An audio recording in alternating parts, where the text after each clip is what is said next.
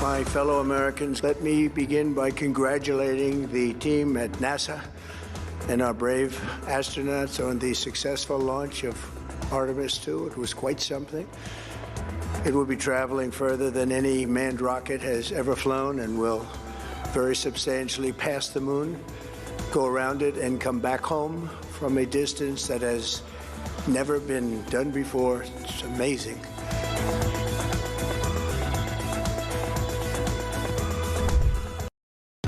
Across the UK, on DAB+, on your smart speaker, on your smart TV, and on your side. This is Talk.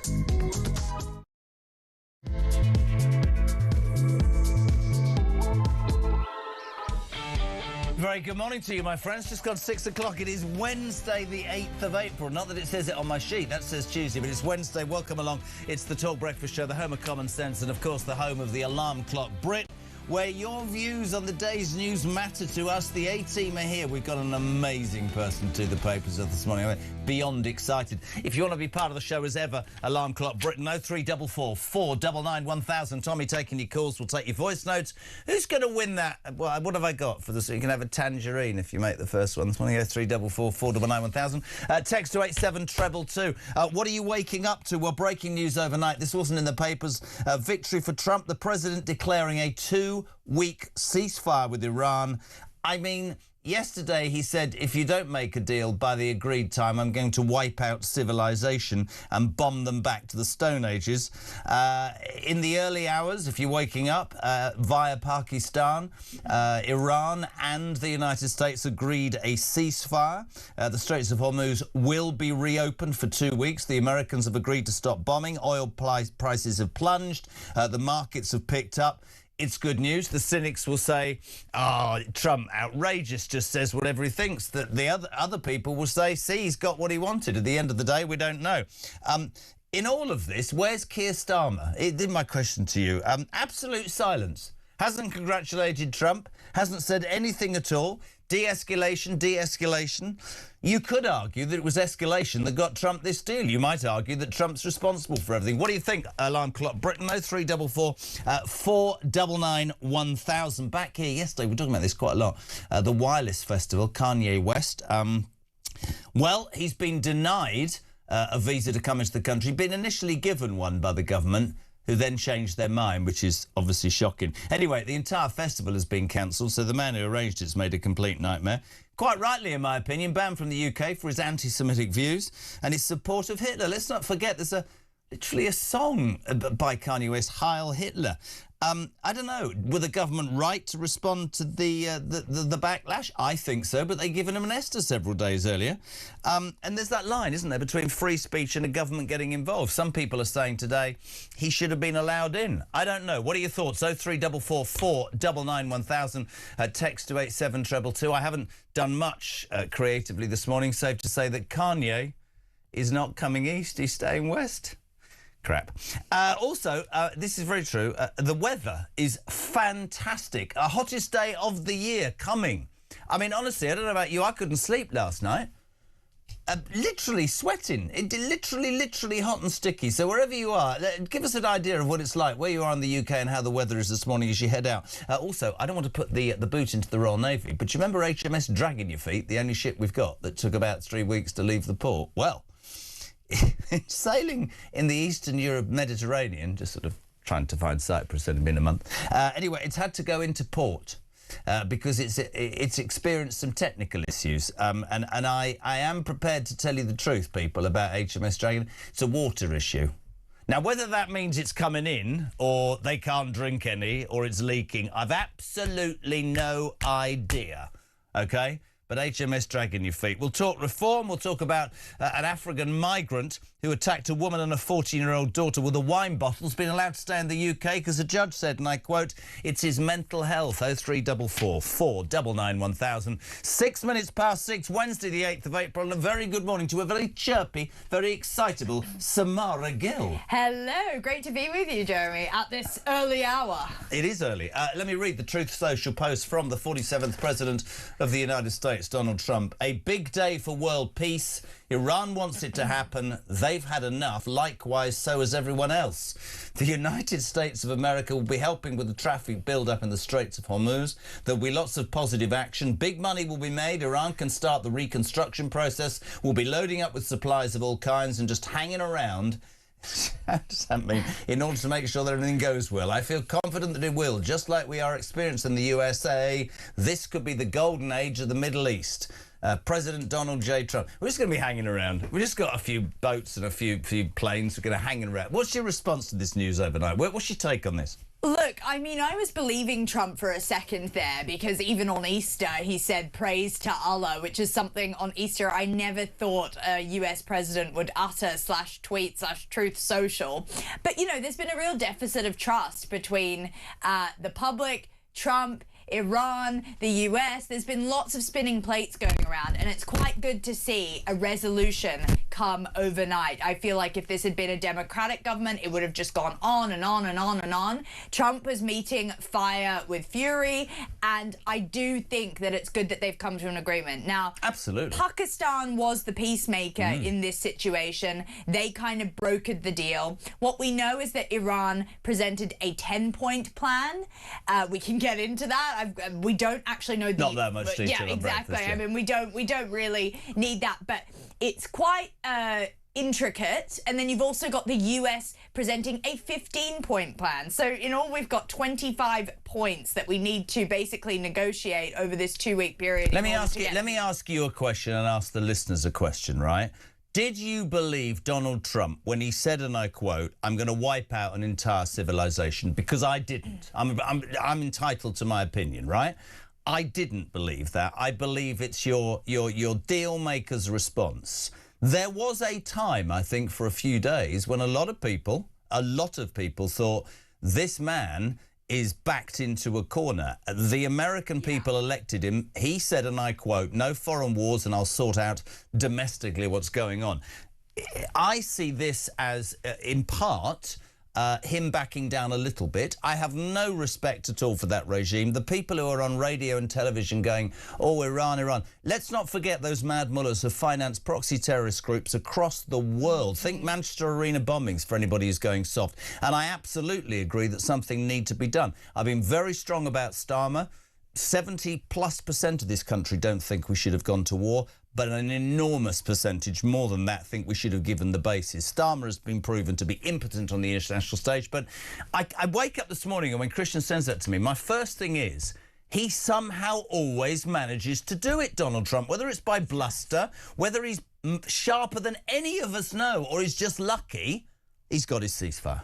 Well, it's the art of the deal, isn't it, Jeremy? It really is. And, you know, he is negotiating with the Iranians. It is know thy enemy within this war. And I think that it goes without saying, I completely agree with you. He did underestimate the power of the Iranians, the minds that they have. You know, the people in the top cabinet in Iran are not just mad mullahs. Some of them are very smart people. Mad, though, I will give you that. They, you know, some of them hold PhDs. Some of them know what they're doing. But it's scattered as well. The whole with the fanatical. Ideologically fanatical, and whether you get rid of one Ayatollah or another one, there's terribly fragmented and different parts to it. So that was always going to do. I thought that was short-sighted of him. Taking one out like Venezuela was never going to be the same thing. I also think, right, did he take into consideration the Straits of Hormuz? I don't think he thought the Allies wouldn't jump to his tune. I think he absolutely thought, I'll click my fingers and they'll jump in, you know? So there are reports that Netanyahu told him that the Strait of Hormuz wouldn't be affected. Now, that might go either way. These are just reports through the media. Pete Hegseth, I don't think who's the Secretary of War, probably didn't have that greater knowledge of the Strait of Hormuz. No. I think what it has done, if we want to look at this in a positive way, is show up the UK for how fragile our energy sources are and the fact that we need to get a move on. We need to ditch net zero and be more prepared for these things. Couldn't agree more. We also need to invest way more heavily in our military. It is a scandal what happened with HMS Dragon. We are just lucky at the Don't get me on the ship. We have an award every morning. Adam's won the Tangerine. Morning, Ad. Hi, Jez. This is Adam from sunny Bournemouth. You asked the question at the start of the show about Trump. Well, it just goes to show, doesn't it? A little bit of threatening, and it looks like he's got a little bit of what he wanted, and it proves when you put pressure on them. Not say they crumble, but they certainly, their ears pricked up and listened. Also, where is Keir Starmer? He's working out whether it's okay with international law to do anything. Anyway, mate, great show. Thank you very much indeed. 12 minutes past 6, 0344 499 1000. If you're waking up, a big day for world peace, says Donald J. Trump. A 2-week ceasefire agreed. Really, really interesting to get people's opinions there. Adam saying, where is Donald Trump? No, not where is Donald Trump, where is Keir Starmer? I've been saying this all morning. Complete silence. No congratulations to the president. Just in the middle, sitting there wondering, I suspect, what a focus group will tell him. I'll tell you what's really interesting already on text is the response. Louise in Ipswich, Samara, good morning. It looks like the people of Iran who tried to rise up have been abandoned. That's a really good point. I was actually outside the Iranian embassy yesterday just trying to get a feel for the mood from the Iranians, and I was very surprised. 100% of them said they are with Trump, and if it takes full obliteration of their country, then so be it. But they hadn't risen up as he suspected. They can't. They precisely. cannot. Yeah, they cannot. And they don't feel supported in the UK because Keir Starmer, as you said, hasn't prescribed the IRGC. He's still letting those people operate. I was looking at the Iranian embassy. There are people coming in and out, people who are not exactly friendly to the United Kingdom. So I think that Starmer is a big question mark. He hasn't actually been seen publicly almost for a week now, if you think about it. He's been completely missing in action, so to speak. Very impressive. And it's a real problem. We are on the precipice here. Is he on a holiday? I mean, I'm all for people taking a holiday. I don't want our world leaders strung out. I just don't think we're relevant anymore. But of course, he did stick his head above the parapet. We'll talk about Kanye West, not other forms of anti-Semitism. It's really interesting to gauge opinion this morning from Alarm Clock Brits 87222 Zarina. Trump has achieved zero. The poor people of Iran have to face the very real consequences now of a regime who will be motivated to enrich themselves still further. The rest of the world has been made poorer. What has he achieved? Really good point.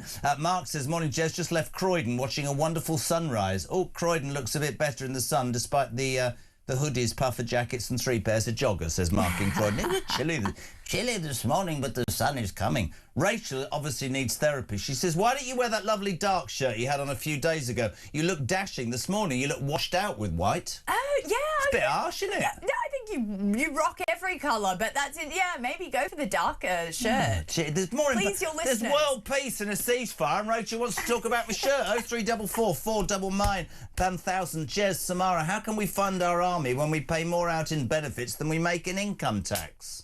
It's true. It's a great point. I mean, we also need to be much smarter about how we allocate our resources. That's also what we've been shown up for. The US as well. You know, China and Russia are doing so well at actually making sure they do war cheaply, which sounds very dystopian and horrible, but we need to get drone capabilities. We need to get, our resources need to be totally allocated differently. But I don't think Labour's going to do that. I mean, they've proven totally incapable and afraid of missing in action. Keir Starmer, not seen. But he did stick his head above the parapet with this Kanye West story. Now, back here, the Wireless Festival. Yeah, the Wireless Festival, big music festival in the summer. They announced Kanye West, or what is it, Ye? Ye is what he wants to be known as. Thank you. Don't say that in my ear, Mark. That's no good at all. Anyway, many people jumping up and down saying this guy's anti-Semitic. There are swastikas on his website. He's got a song called Heil Hitler. Completely agree, shouldn't be here. We're going people will say, oh, free speech, free choice. I don't think he should have been allowed. Now, the government, interestingly, as ever, gave him a visa, then noticed the backlash, and out comes Starmer yesterday and goes, I think this needs to be looked at. This is disgraceful. This is anti-Semitism. So overnight, Kanye West has been banned. He's not coming and the Wireless Festival's gone. But I'm going to bring it back to Starmer, right? This is a man, I said this yesterday, this is a man who, the indignation about Kanye West, correctly in my mind, and I said it yesterday, what about banning the marches then in the high streets of London every weekend where the Jewish flag and Israeli flags burn? What about that Bob Villan at Glastonbury who was allowed to be streamed on the BBC for 5 hours going deaf to the IDF? The thing about Starmer is you don't get the feeling that, you know, in his guts he wants to do something about something as serious as anti-Semitism, but he jumped on the Kanye West bandwagon. What about the other things? Nowhere to be seen. Nowhere to be seen. Well, he's marking his own homework, isn't he? Because this is an issue that he kind of created for himself by allowing Kanye entry into the country.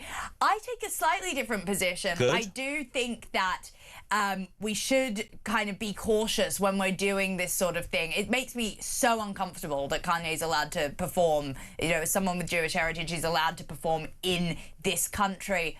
But I think we do need to look at certain things, like the fact that Keir Starmer is almost using Kanye as something to hide behind, to say, oh, look at me, I'm cracking down on anti-Semitism. Well, you're not actually, Starmer, Precisely. and you're letting it run completely unfettered in this country. I think to see craven politicians like Ed Davey and all the other... Did you call him a craven Well, politician? I think he is, because all he wants is a sort of grab for attention this way and that. He's got no policy, in my opinion.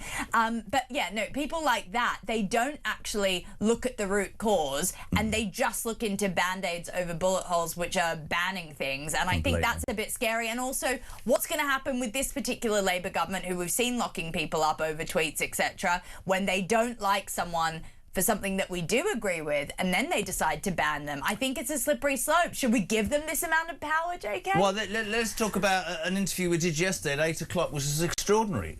Carl Turner, the Labour MP for Hull East, telling us an exclusive story on The Breakfast Show yesterday. He has been suspended and was in the dark as to why, but told us yesterday that he'd had a mental health issue about a year ago tied into his nephew, who'd sadly taken his life. This is all on the station. And he'd spoken to his bosses and said it. And a year later, because they don't like him being anti-juries, the jury legislation, you know, getting rid of juries under Lammy, and because he dared to call out the Morgan McSweeney mobile phone theft, they started using that against him. And he's an elected official and was pretty devastated, but fighting back, but was saying, you know, so you look at Labour as I don't want to talk about whether they're any good. I want to talk about the morality to Labour. It's all well and good to come to power saying we're going to make this work, we care about this bunch of people, we're going to make business grow, we're going to make sure they came to power promising too many things to too many people, and all I ever see is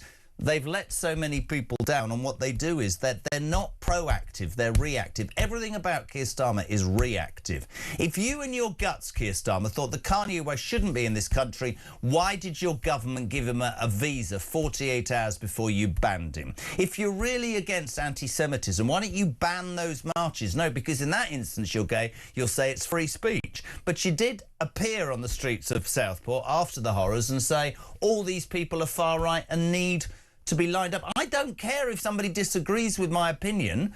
You have your opinion, I have mine. But the thing about Starmer is nobody knows what his bloody opinion is because he changes the whole time. Well, exactly. He flip-flops. I mean, you didn't see this sort of reaction with Bob Villan, to go back to the anti-Semitism issue, and that's how you can see how he just blows in the wind. Why wasn't Bob Villan dragged off the streets by the same police that took those far-right people who definitely should have been arrested? Not all of them, of course. Why wasn't Bob Villan treated the same? Why aren't these people on marches treated the same? It's too... I hate the phrase two-tier, but it's absolutely nailed on. Well, it's for the PR spectacle, and what actually enrages me the most is that we seem to be on the precipice of World War III yesterday, and it seems that Keir Starmer has spent all his energy on Kanye West. Completely and agree. That was the only thing he publicly commented on yesterday when the nation needed him the most. I mean, I was feeling anxious about what Trump might do or what he wouldn't do or what Iran would do, and that's when a leader is meant to step in. Absolutely. And he didn't, because all he cares about are the clicks and the headlines, it seems. And as you said, he's just chasing what the public opinion is. This is really interesting. And misjudging it. Dave's in Reading. Do you know I was born in Reading?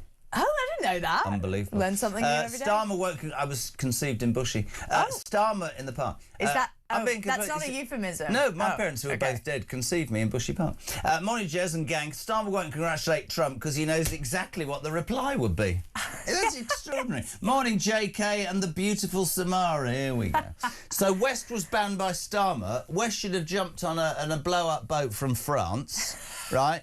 spoken the word asylum, popped into a hotel, popped out for his concert, gone and seen Starmer, got 10 grand to leave, and then everything will be fine. The bottom line is he can't stop the illegal boat people, but he can stop a rapper, says Bill in Romsey. I think that's very true. Steve, good morning. Morning, Les. Right, L-E-Z.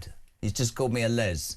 Nice. My name's Jez, not Les. Great show as always. Trump, despite all the naysayers, got everything he wants. Iran forces decimated Straits open, and I'd suspect a whole new load of customers for oil and gas from the Middle East. That's the other view. Sam's in Dubai. I don't know when the ceasefire started, but I had an hour-long alert at 3:30 this morning. Christina, Jez, interesting, of course, Trump didn't go in. The Iranians' armies made the women and children surround the areas with the human shield that they were going to bomb. Hopefully, they will still get their independence. Yeah, did you see those pictures?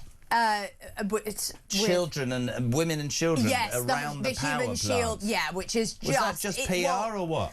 Well, it just shows you what that regime is capable of. Yeah. They were actively telling women and children to go and circle those power plants so that they would then get bombed as collateral, and they could use it, saying, you know, Not the really US caring about your own people, that is it? No, well, that regime's not known for it, is it? And I just quickly want to comment on the Dubai strike thing, because our colleague Isabel Oakeshott, I also saw her tweet around 3 a.m. saying that she was hearing alerts, and, you know, basically Iran did start striking, and because of, you know, they're not exactly the United States, what we believe is that it took quite a while for that message of a ceasefire to reach Iran and then to reach the military forces. So they had fired things off, and that had happened kind of before. But now we hear from their new Ayatollah that they have had a ceasefire, and he's issued that. So that is the going right now. That's what's going on. It's really interesting to gauge your opinion this morning. It's left and right. It's really interesting. 87222. Morning, Jez. You can't say Keir has no class. His favourite band is Depeche Mode, and his favourite track is Enjoy the Silence, says George in Leicester. All right, I'll give you that. Nick's in Loughborough.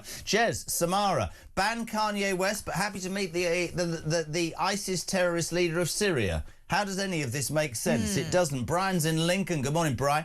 Problem with Iran was the people rose up too early. They should have done it after military action. Interesting. Phil in Coventry. All across the UK, alarm clock Brits responding. I'll tell you what Trump has achieved. He's emboldened the whole of the Islamic world. It will be perceived as an Islamic Iranian Republic win, and the West is weak. Watch out, it'll only get worse. Louis is in York. Louis is in York. Nice. Personally, I think the 2-week ceasefire is totally pointless. I think they have done this as Israel are probably critically low on air defence missiles. This will give, though, Iran time to regroup. 0344 499 1000. You're waking up to the news. There is a ceasefire in the Middle East. At the last minute, Donald Trump has pulled back from wiping out an entire civilization, and the mad mullahs of Tehran have thought, oh, enough is enough, we'll have a deal. Morning, Anna. I think what it's done is it's put us in a terribly precarious position. First of all, it's shown the world, particularly maybe Russia, how vulnerable we are. I mean, we can't stop a robber dinghy.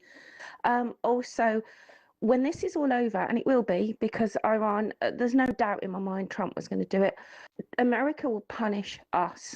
It will be a punishment beating that we've never had from our cousins, and it will be to destabilise the Starmer government, because he is in a whole lot of cow dung when all this is over, and Trump will turn his wrath on him. Thank you.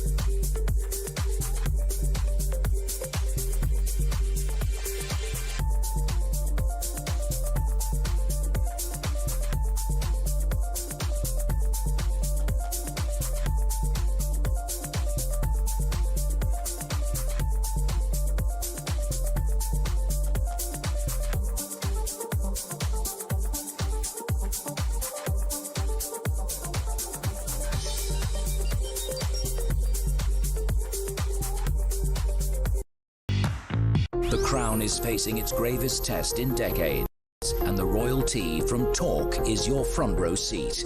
With royal reputations under pressure and probing questions about public trust, we unpack every twist and revelation with the biggest names in the business. From the throne room at Buckingham Palace to a mansion in across the UK, on DAB+, on your smart speaker, on your smart TV, and on your side. This is Talk. Welcome back, my friends. 6:27, Wednesday, the 8th of April. You're waking up on the home of common sense to the news that, well, there's a ceasefire in the Middle East. Some people are calling it a victory for Donald Trump, a 2-week ceasefire. Others are saying it's his get-out-of-jail-free card. Delighted to be joined this morning, nice and early, former advisor to the Ministry of Defence, NATO and the United Nations, Professor Gwythian Prinz. Gwythian, a very good morning to you. Good morning. Good morning to everyone. Just really from your experience, is this great news? Do you have a degree of cynicism? Is there still work to be done? Is it PR? What's your take on this, my friend? Well, that's a very good mixture of questions because it's an element of all of those, I think, Jeremy. Look, let's be clear. There are two wars going on in this region. There's a real war on the ground, which the Israelis and the Americans have won, as your colleague Samara was pointing out, I think, just a little earlier, in quite decisive fashion, so that the regime of the Shia theocracy has been smashed pretty decisively. It's been decapitated in its leadership. It's had most of its missile creation and its missile firing capabilities destroyed. All of those things have happened and need to happen because this is, without any question, the most evil regime that we have had to fight directly since the Nazis at the end of the Second World War. The other war that's going on is propaganda war, which the Iranians have largely been winning, because if you listen to most of the Western media, you will hear lots of my esteemed colleagues giving you very complicated answers, very nuanced answers, particularly on the BBC, which suggest that they suggest, some of them almost directly, that it would be really rather a good thing if the Americans and the Israelis were somehow stopped in cutting the head off this particularly evil snake. But make no mistake, this is a world war. In the last few days, we learnt from Ukrainian intelligence that, as has been long suspected, the increasingly precise strikes which the Iranian IRGC, the remnant of its capabilities, has been able to make in the Gulf, in Saudi Arabia, at the Sultan Air Base, and in Israel, have depended upon satellite targeting information which the Russians have provided to the Iranians. So this is a war of the free world against CRINC, China, Russia, Iran, North Korea. And Iran is the hub of CRINC. And if you knock the hub out, then you destroy the whole wheel. That's the stake. Now, here we have this ceasefire. I'm not particularly surprised after the high rhetoric that he's done this, but there is a rule in geopolitics, which is you don't listen to what people say, you look at what they do.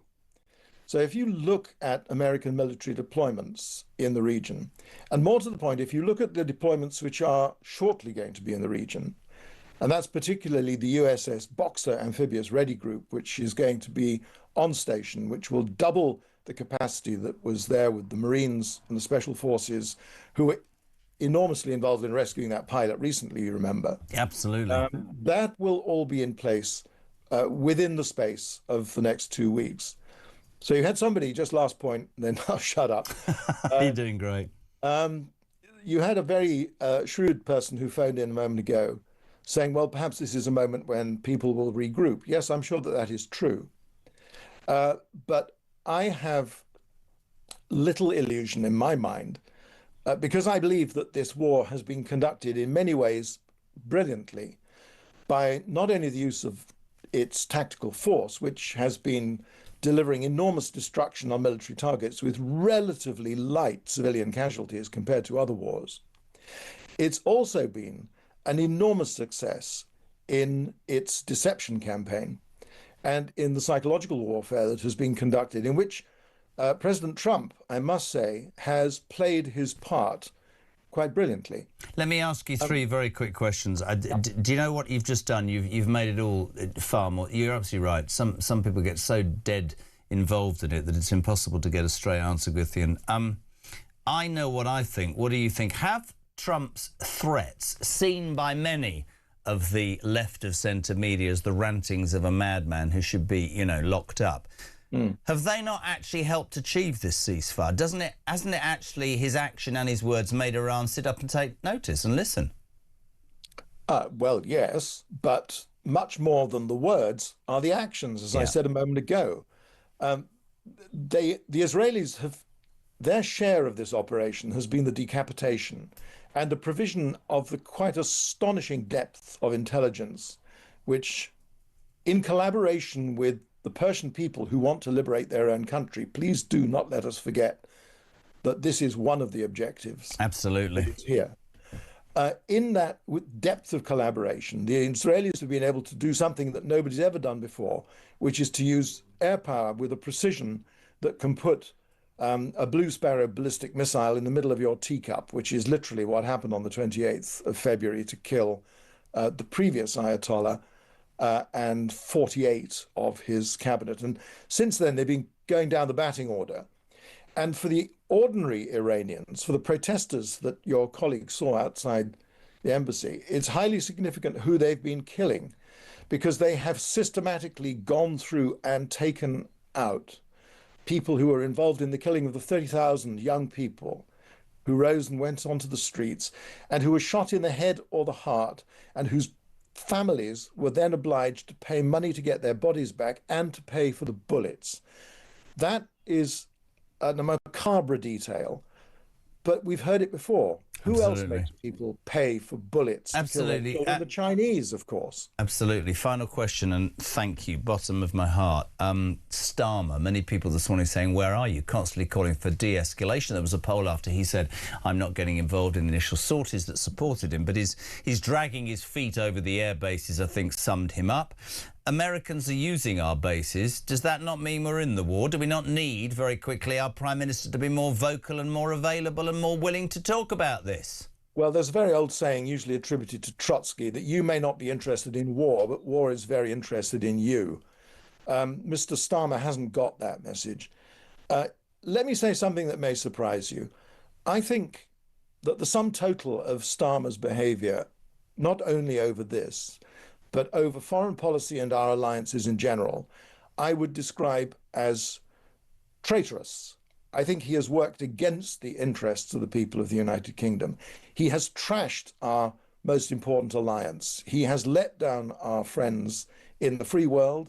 He is letting down the Japanese over the joint program which we have to develop a fighter airplane, and I'm sure he's about to let down the Australians over the submarine program.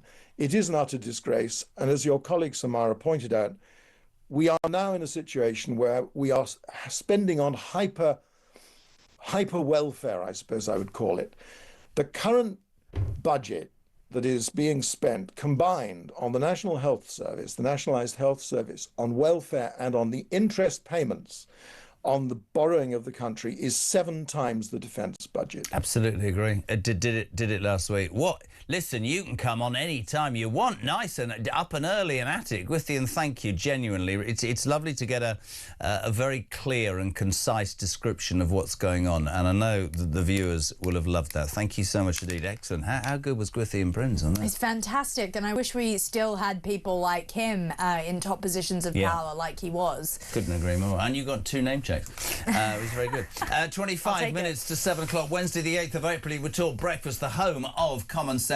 Your views on the day is wanted. 0344 499 1000. Morning to Cliff in Berkshire. Jez, I understand that Iran's operation in Lebanon is not included in the ceasefire. I also understand that last night Chile supported Argentina's desire to retake the Falklands. The world is a mess. Sad to see the Iranian regime supporters outside Downing Street gates. That'll be the next thing. Can you imagine if the Argentinians decide Malvinas for us? Think back all those years to Margaret Thatcher. She managed to get a naval force 8,000 miles in a week.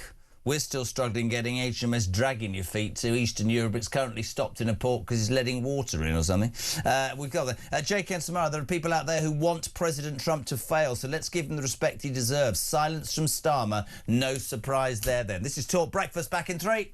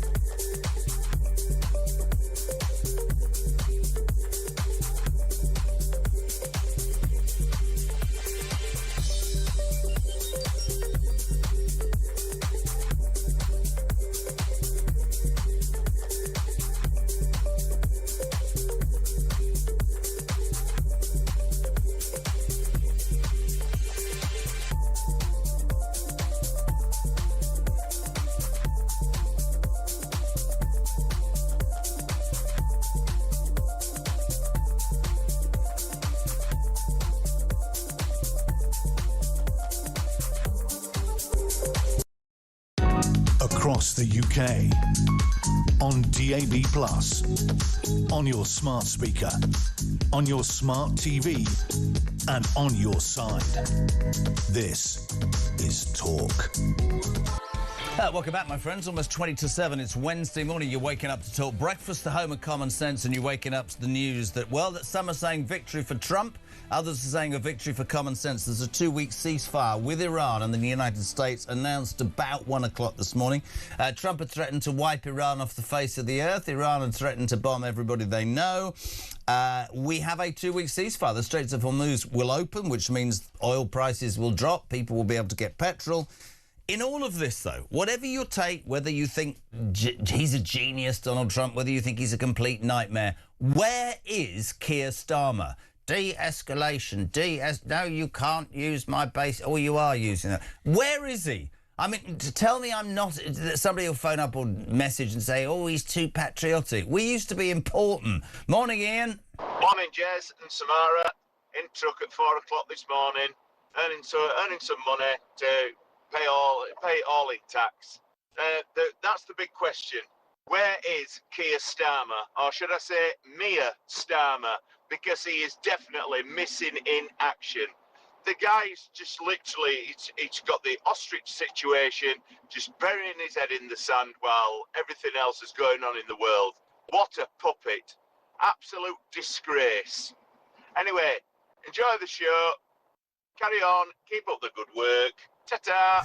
Ta-ta for now. 20 to 7. Honestly, Tony's in Sussex. Good morning, Jez. And lovely Samara. Oh, God. Thank you. I wonder how long it will take for the petrol forecourts to lower their prices. I don't think it will be as quick as when they put them up. Loving the show. Great point, by the way. It's a good point. I mean, most of the inflation was actually artificial. It was just sort of seeing the markets and seeing how much they could push up the price. So totally great point there. My boy Ben, who drives me, said to me this morning, he said exactly that. But he also said, where was our government to give some respite to people who need to drive their cars at the exact moment they could have dropped the fuel levy? Just to give people, you know, the leg up. Doesn't happen. Missing in action. So what is that, Mia? Oh, Jezza, Samara is great. But actually, here's the interesting thing, right? This is where you're going to get really, you're going to get used to this. Dave says, Jezza, Tamara is great. She's so great, Dave, you can't even get her name right. No, that's a very... Honestly, my parents sometimes call me Tamara accidentally, so don't worry. Do totally they? Fine. Do you want to talk I'll about take it? anything. I've been called much worse than Tamara. Professor Prins, what a clever man. See, there are people who know what to do. Well done, Talk, on getting him on. Bill, I couldn't agree more. Gwithian Prins just taught huge success. He'll be back on this breakfast show very soon. A couple of other things in the papers today. I'm not going to apologise for this. An Afghan migrant who attacked a woman and her 14-year-old daughter with a wine bottle Another example of how everything in this country is on its backside has been allowed to remain in the UK, peeps. The refugee known only as AR committed a number of serious offences, including threatening to kill his flatmate soon after he arrived in Great Britain. The Home Office sought to remove his refugee status. Well done, the Home Office. But its case was dismissed by an immigration tribunal judge who said his crimes were linked to his mental health, which have now improved, they say. So if you're now improved, shouldn't you face justice then for what you did? Or are we now, oh, I see, he was mentally ill when he attacked the woman, but now he's all right to stay? You wouldn't section him then?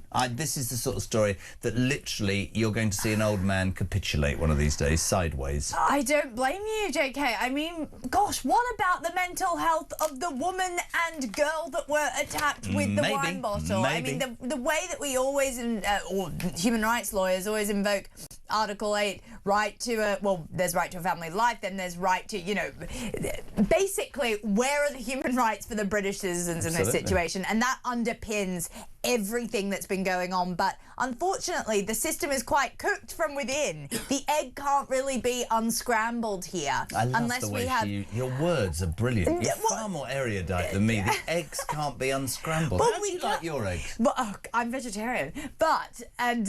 yeah, but you still eat eggs. No. You don't eat eggs? I don't. You don't eat anything? What a miserable existence. No eggs, no cheese, no meat. It's horrible, but that's why I focus all my energy on just, you know, making analogies with them. But I think that, unfortunately, the system, the way that you can appeal time after time after time, find different issues. I mean, the fact that there are judges that will just take this recommendation and pass it, it's rotten from the inside, JK. And you know when we talk about, you know, Lammy, the mad cat deputy leader, wants to destroy, will end jury trials in many instances. That will leave us still further open to those sorts of judges being able to make completely mad decisions. This Donald Trump thing completely splits you, and I completely get it. Listen to Stuart. Yeah. The media yet again has portrayed Donald Trump as some kind of villain. Mark my words, Donald J. Trump has just done more for peace in the Middle East than anyone in history. Colin, Trump has turned into Chemical Alley, not one objective achieved, and a failed attack on a nuclear facility. Those are the diametrically opposed views of Alarm Clock Brits this morning, which I get it. Good morning, Sean. Have you been to Gloucester? Yes, I have. Dr. Foster lived in Gloucester. Oh, really? There we go. Keith Starlin, the Ayatollah, and most of the Labour Party have insulted Trump massively before he got elected. They sent people to the US to campaign against him. Is it any wonder that Trump is now treating Keith with the disdain he deserves? The Donald loves the UK, but he has no time for weak pretend leaders. 0344 499 1000. Fuel prices. Damien, good morning. Morning, Jezza. Damien from Milton Keynes, part of Alarm Clock Britain. Heading down to sunny Blighty in Brighton this morning to crack on with my day. So, the ceasefire and the price drop of the oil overnight. Miracles do happen. However, where's the miracle at the pumps in the UK?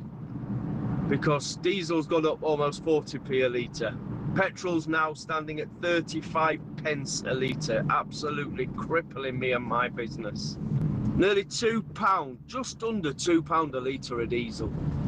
My costs have gone up exponentially. My private cost to fill up my fuel in my car has gone up exponentially. When is the government going to step in and stop the pumps and these companies ripping us off on the high street for our fuel? Because we all know 60 to 70, 65% to 70% of fuel is taxed by the government. They need to lower it to 25% so we can all get a little bit of breathing space. Will Kieran Thieving Reeves do it? Will they heck? Great show as always. Cheers, mate. Ta-da. Do you know what I love? Damien, just in his van, right? That sums up this show at Alarm Clock. Just in his van, pontificating. And by the way, exponentially. I had to ask Samara what that meant. How clever's him? Oh, he's fantastic. But all our listeners and viewers are very clever people. All 11 they listen of to them. the show. All 11 of them. 0344 499 1000. We've talked to African migrants. We've talked about HMS Dragging Your Feet. We've talked about the Wireless Festival. We've talked about the breaking news overnight of this 2-week ceasefire.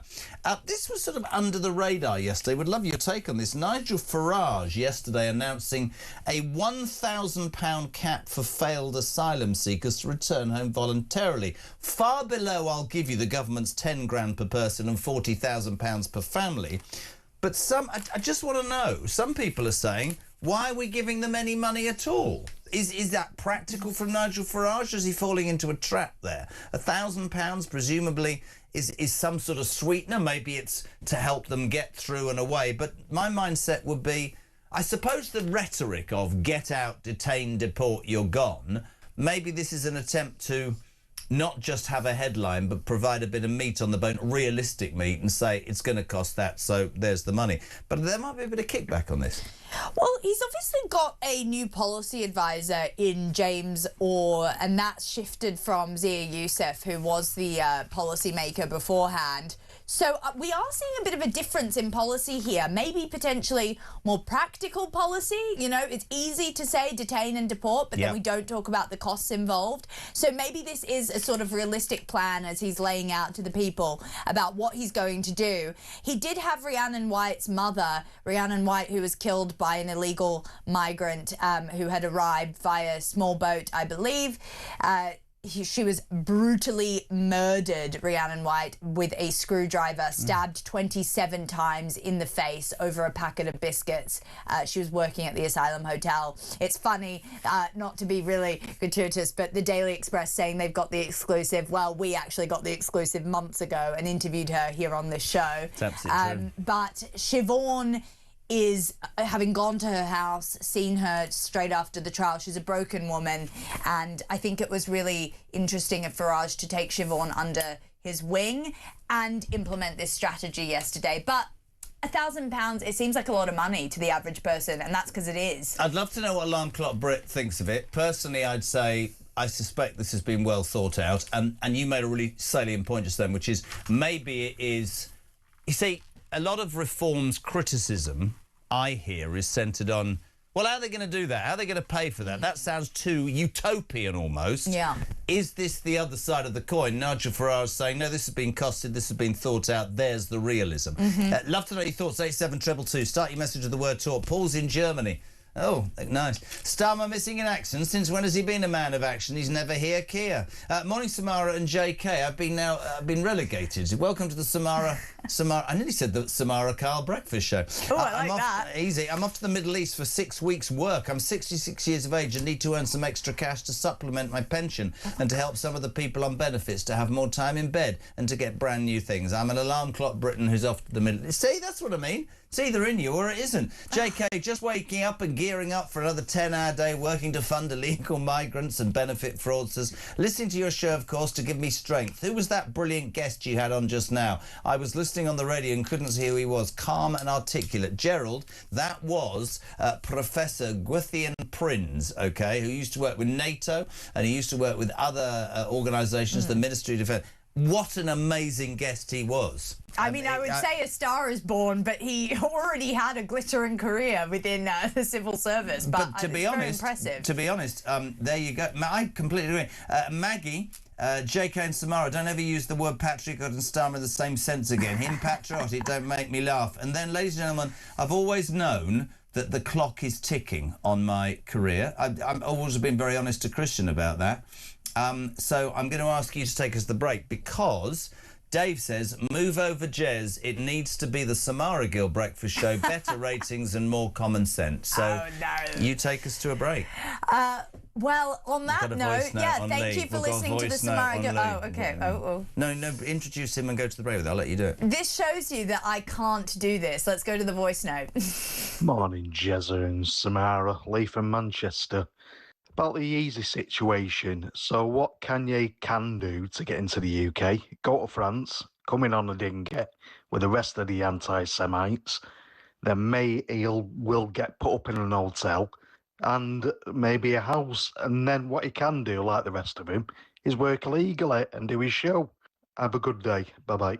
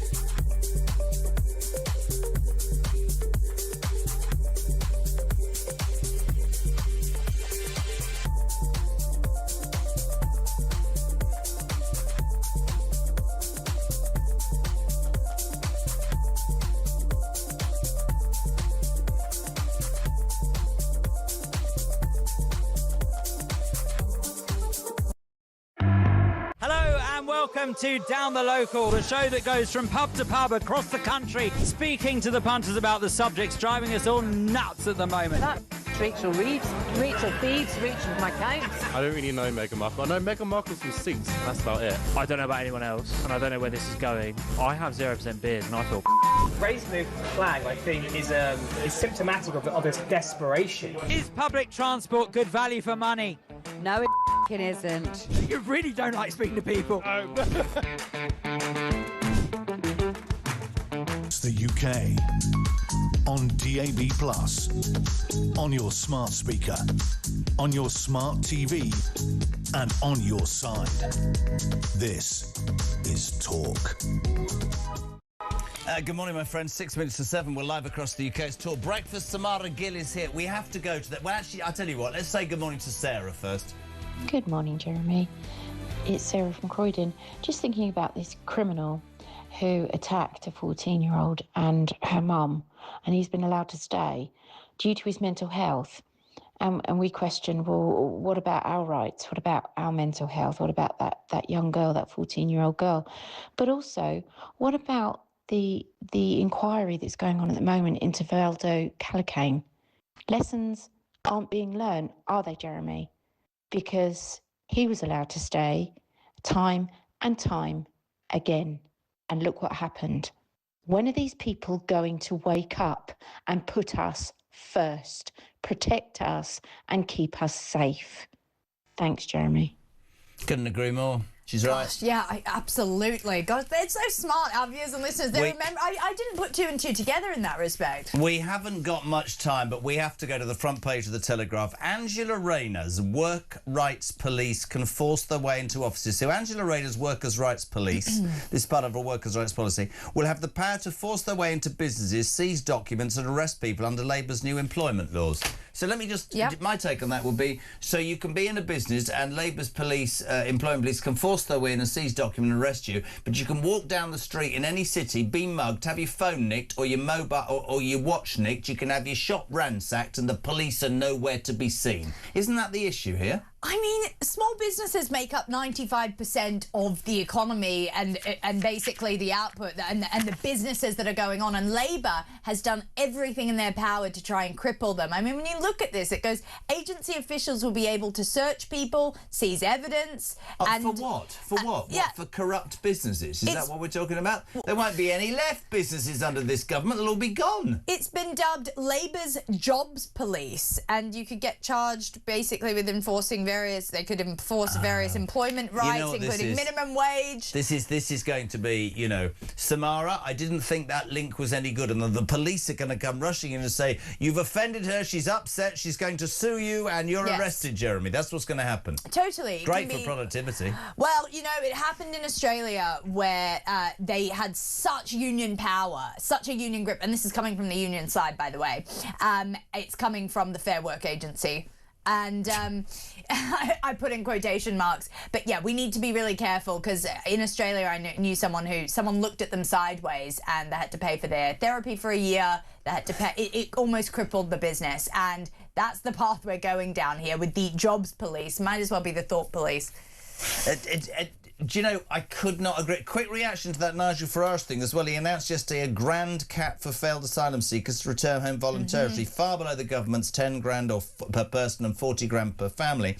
But I was saying, what do you make of this latest Nigel Farage policy? Is it good? Is it more realistic, or is it as bad as the rest? It says the 1K for them to leave, says Richard, is a mechanism to get the ones here out quickly and hunt the ones out that are missing. The 1K will not be given to anyone new because we will already have detained and deported them. It's interesting. Lots of people responding to that. Also, great response, by the way, to Gwithian Prince. Margaret says, how interesting and informative was Professor Gwithian Prince? Brilliant overview of everything. You must have him on again. I will have him on again. Margaret says, please, please, please end the show with his brilliant comments on Starmer. Gwithian Prince will be on this show regularly. Absolutely fantastic guest. Morning, Jezza. Well, hello, Samara. Jezza, although you look pretty and pink, and back in the day you were a little heartthrob, these days, those days are unfortunately over, says Chris in the Southwest. It's time for you to step aside. Yeah, what sleep-deprived Samara? No one wants that. So, so what I'm going to do is I'm going to take us to the news at 7, and then I'm going to go, and Samara will take the show on. Are you all right So with that? this is a behemoth of a show that only JK can help. Behemoth? What does that mean? Oh, I see. Right. So now she can't do the show because she's going off to make my breakfast, aren't you? I am. I'm Yeah, joking. scrambled It's eggs. a little joke. Yeah. Vegetarian breakfast. Sorry, a vegetarian eats eggs. No. A pesca. What's a what? Gosh, I'm not sure. So what do you have for breakfast then? Do you drink dairy products? The fact of the matter is, I was raised by hippies. It was very traumatic. Like the most left-wing liberals. That's why I am the way I am. Your parents are hippies and left-wing? Yes. This is brilliant. Very left-wing. So. Do you eat couscous? Oh, goodness. Yeah, that was half my childhood. Was it? Yeah, Bottom of a parrot cage. cold child protected. Yeah, it was not good. So you don't have a McDonald's? You won't have a steak? Oh, I'll have McDonald's, yeah. I'll have an OJ. I'll have an orange juice. You'll have an I'll have an OJ from It's a horrible life I lead. It's been exposed now on Jeremy Carl's breakfast show. Samara Gill's off for therapy. Thank you very much indeed. She's excellent. She'll be back very soon. Overnight, that ceasefire. Loads of opinion, loads of thoughts. Sarah Potion, Reform's MP for Runcorn and Helsby, is next. On the home of common sense, we want to get you on between now and 10 o'clock. JK on breakfast. The news at 7 is next.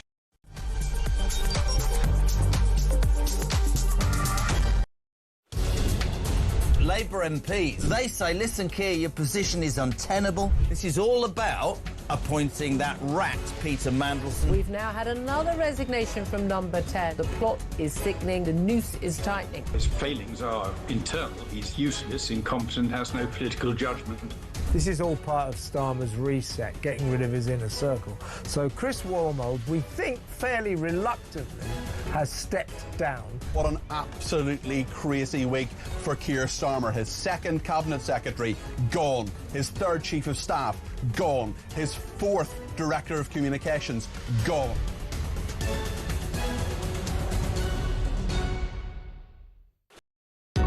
Across the UK, on DAB+, on your smart speaker, on your smart TV, and on your side.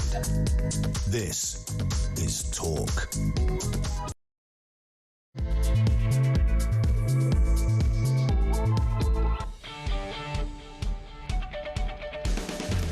Welcome back or welcome along. This is Talk Breakfast on the home of common sense. It's where your views on the day's news are very welcome. We're here Monday to Friday from 6 till 10. Thanks for tuning in. What are you waking up to this morning? You're waking up to the news announced about 1 o'clock. There is a 2-week ceasefire in the Middle East. President Trump, as we know, had threatened to wipe out the entirety of Iran. I'm not sure how many people believe that, but there we go. The Iranians have come to the table. They are in intense negotiations. 2-week ceasefire, as I say. He's claimed that the Straits of Hormuz, as Trump will reopen.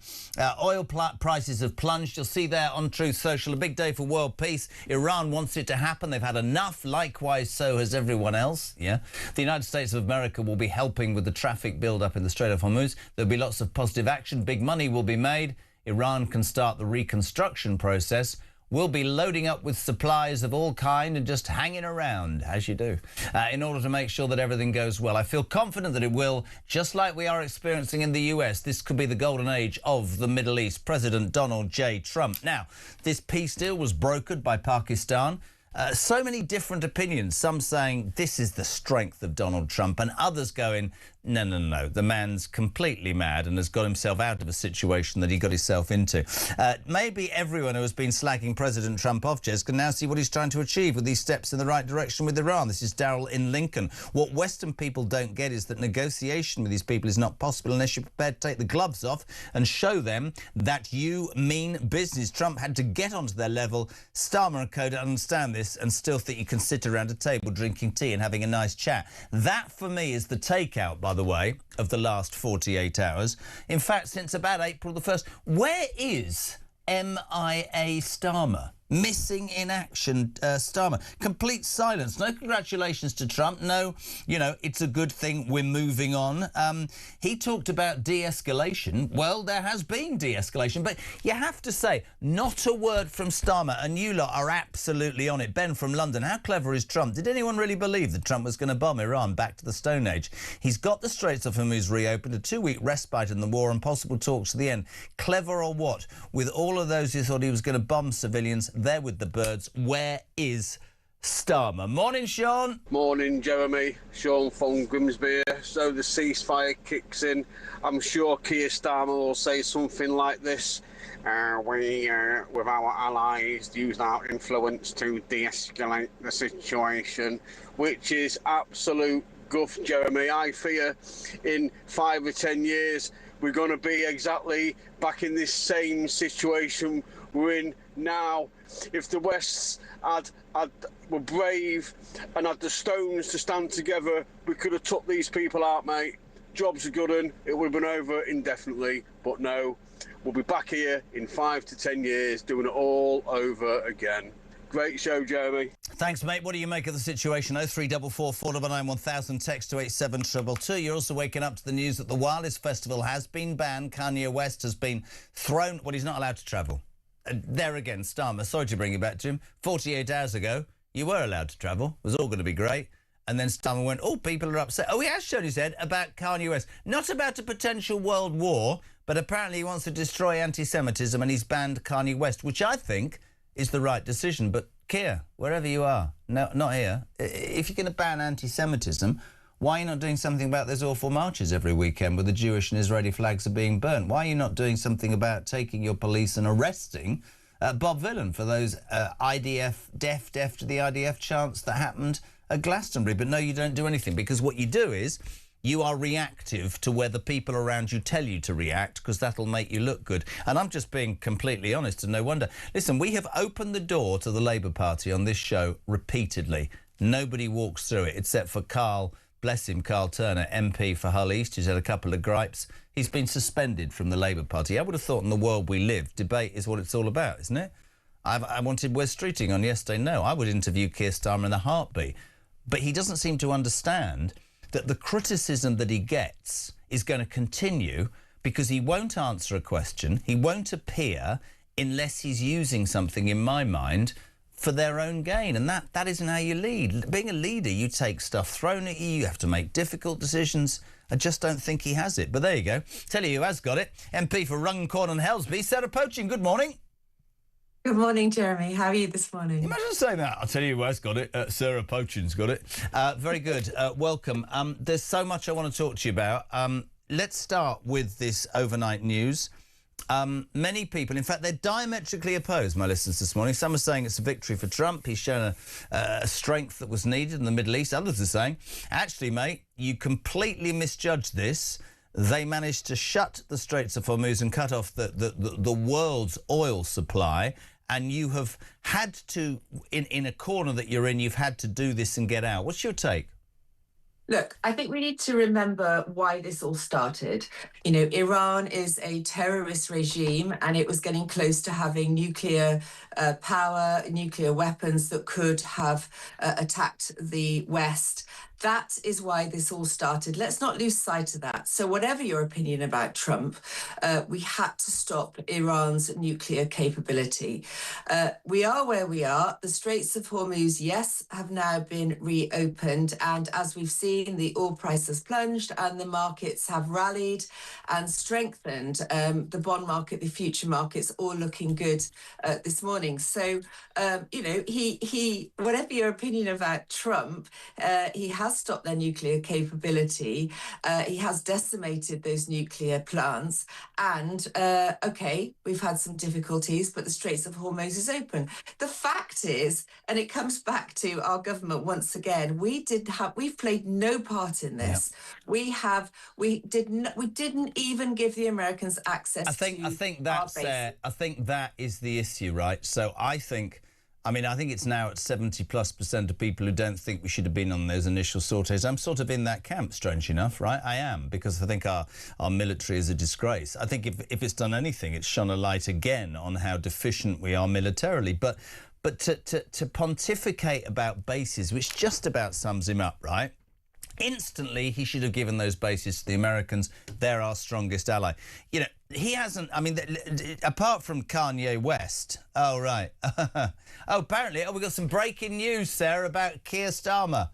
No, he hasn't resigned. He's travelling today to the Gulf to meet leaders of countries in the region to discuss diplomatic efforts to support and uphold the ceasefire, Number 10 said. So I've only been doing this an hour and he's off to the Middle East to support the ceasefire. Who knew? Why did we only just find that out? So Starmer, my God, can you imagine? You imagine how tense it is in the Middle East. Donald's rushing around and the mullahs are rushing around, but don't worry, Starmer's on the way. Maybe the theory, Sarah Pochin, is the easiest way to a ceasefire is to bore both camps to sleep.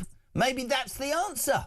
But Keir Starmer on his way to the Gulf. Wow. The serious point here, Jeremy, is that Keir Starmer in the Gulf will have no impact whatsoever on negotiations. Nobody takes any notice of us at the moment on a global stage because of we have a Prime Minister that flip-flops, that U-turns, that won't give the British public his opinion on the state of the nation or the state of the global crisis. So that's irrelevant. What concerns me most is the fact that Keir Starmer is not concentrating on what is going on at home. Before we talk about at home, can I jump in for a reason? Because I'm not even going to take credit for this next question. This is utterly down to Christian. And this is a great question for everybody.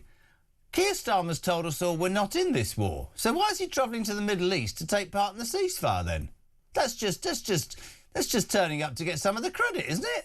He's turning up to get the photos on some stage with some leaders. But the point is, and I have to return to this, Jeremy, the crisis we're facing at home is what he's running away from. And the reason he won't come on your show is because he doesn't want to face those difficult questions. We have an NHS strike, the 15th in 3 years, so far costing £3 billion. Did you know that NHS workers last year in 2025 took 28 million days sick leave? I know.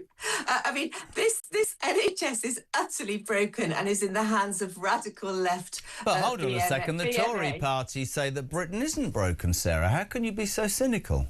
Oh, well, you know, they just repeat everything we say, don't they, eventually, the Tory party. They're toast. But, you know, we've got the NHS crisis and the strike that's happening at home.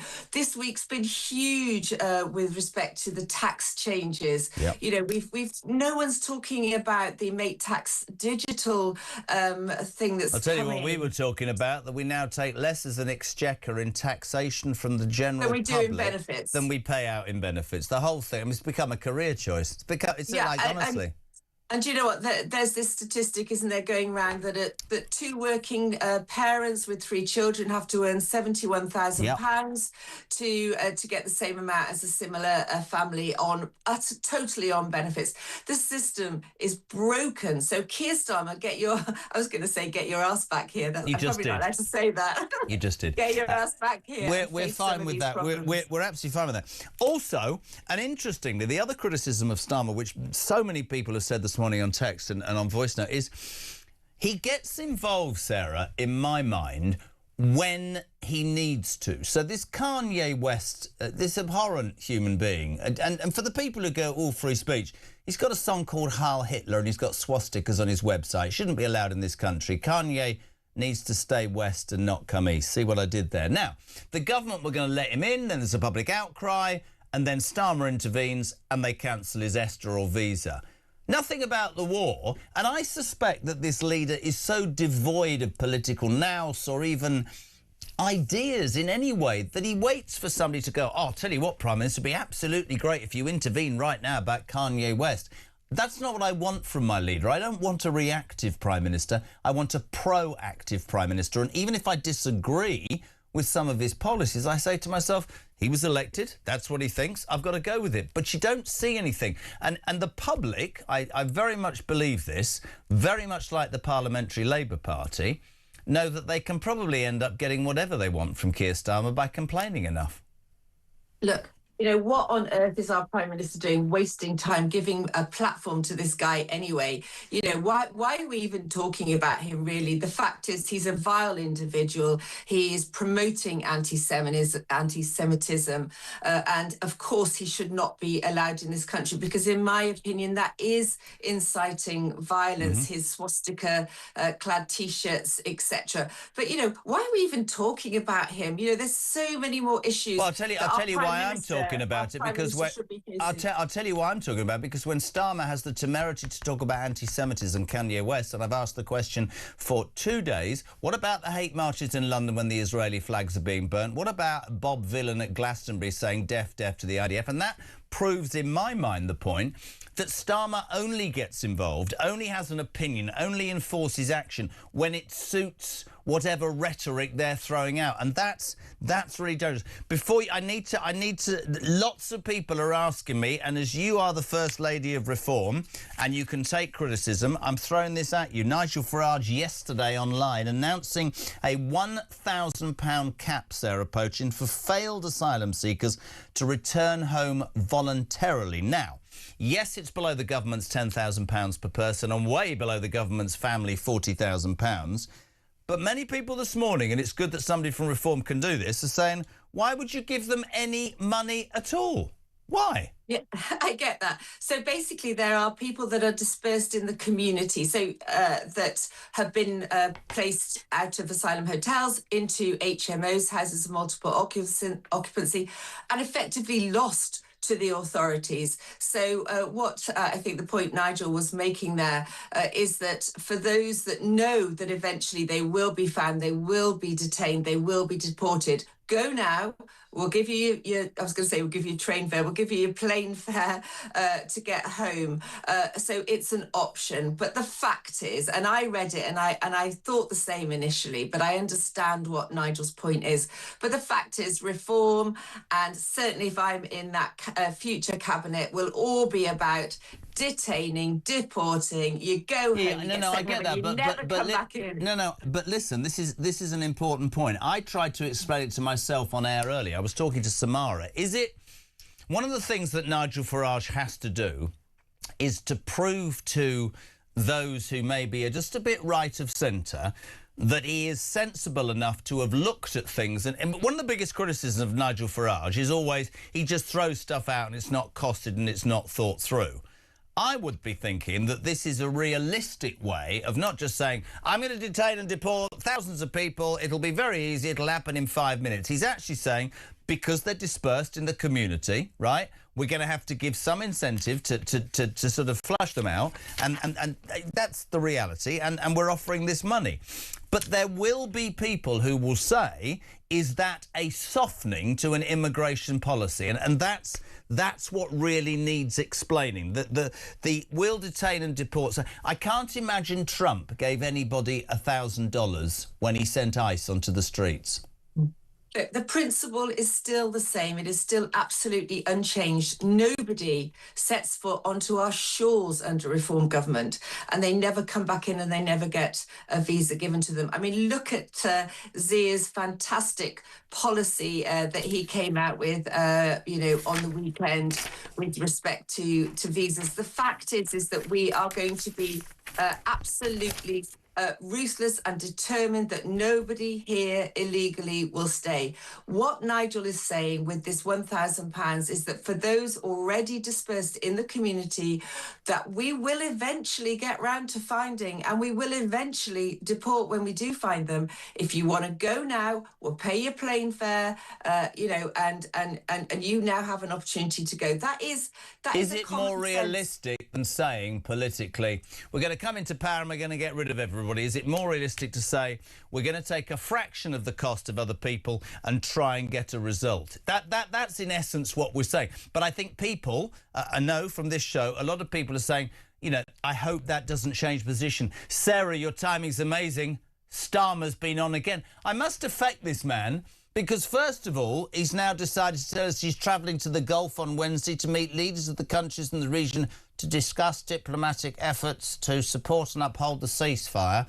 As Christian Corrali pointed out, I didn't think we were in the war, so quite wise doing that. But anyway, he's now said, get ready to be excited, Sarah, I welcome the ceasefire between the US and Iran, together with our partners. Oh, God. We must do all we can to support and sustain this ceasefire, turning it into a lasting agreement and reopening the Straits of Hormuz. We're going to have now the coalition of the willing of the Middle East. That'll be the next thing. The Ministry of Defence has confirmed, by the way, in the last 5 minutes, that UK personnel have intercepted more than 110 drone attacks in the region and that the RAF have conducted more than 1,600 hours of defensive operations. So let me get this right. The Prime Minister's travelling to the Middle East to try and be involved in a ceasefire. UK personnel have intercepted more than 110 drones. The RAF have conducted more than 1,600 hours of defensive operations. This was Keir Starmer 10 days ago, though. I'm confused. There's been a good deal of pressure on me to change my position in relation to joining the war, and I'm not going to change my position on the war. So whatever the pressure, whatever the noise, I'm the British Prime Minister and I have to act in our national interests. Sarah, he's travelling to the Gulf to be involved in a ceasefire. The RAF have intercepted 110 drone attacks and they've flown 16 hours of defensive operations. I just wanted to say one thing to you. I thought we weren't in the war, though.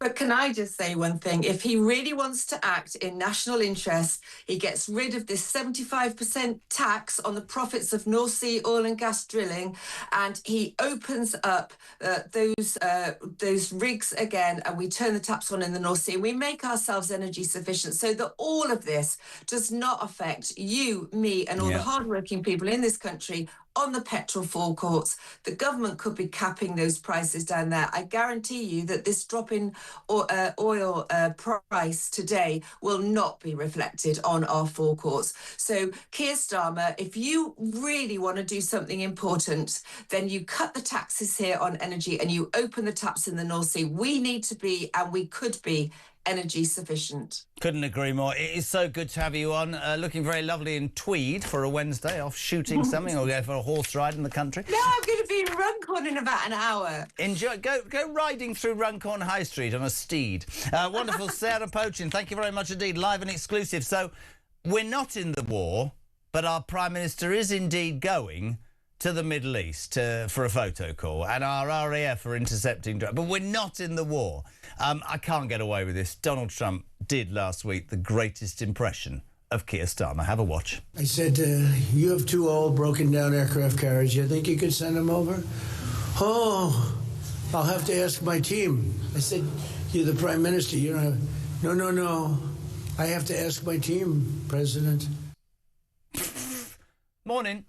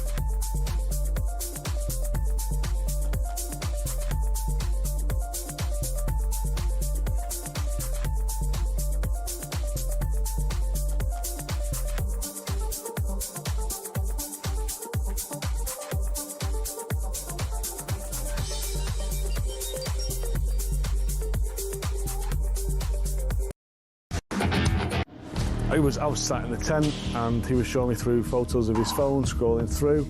this was barbaric, horrific stuff. Blokes going through walls in vehicles and then jumping out and shooting everyone. His WhatsApp picture was him with a mask on, with a gun like that. You're in a tent with this guy? I'm in a tent with this guy, and actually he's just showing me this stuff. I'm just thinking, this is not the kind of bloke you want to be coming to the UK.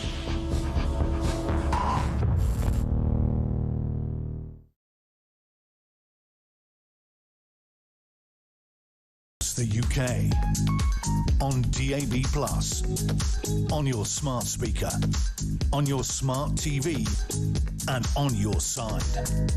This is Talk. Welcome back, 7:25. It's Wednesday, the 8th of April. We talk the home of common sense and the home of the alarm clock Britain. You're waking up to the news, breaking news overnight. Whether you see it as a victory for Trump or capitulation, there is a 2-week ceasefire in the Middle East. He threatened to wipe them out. They said we're going to bomb everybody and there'll be no oil. There's a 2-week cessation. Good word, that. Straits of Hormuz will reopen. Oil prices have plunged. But in all of this, we were asking for an hour. Oh, there he is. There's the Donald. Let's read this. A big day for world peace. Iran wants it to happen. They've had enough. I can't do it. Likewise, so has everyone else. Just listen to this. The United States of America will be helping with the traffic build-up in the Straits of Hormuz. There will be lots of positive action. Big money will be made. Iran can start the reconstruction process. We'll be loading up with supplies of all kinds and just hanging around, without a G, hanging around in order to make sure that everything goes well. I feel confident, says Donald, that it will. Just like we're experiencing the US, this could be the golden age of the Middle East. You're split. You're split, actually. Is it a victory for Donald Trump? Has a show of force meant that the Iranians have capitulated? Is it, in fact, backed into a corner? The Iranian people haven't risen. The infrastructure might have gone, but there's been no regime change, and he needs to get out. Whatever your camp, we want to hear from you. 87222. Start your message with the word talk. What you're all completely in agreement on is, where the hell is Starmer? Well, I was saying this because no sign of him. However, in the last 20 minutes. Actually, let's bring my next guest on because I have to do.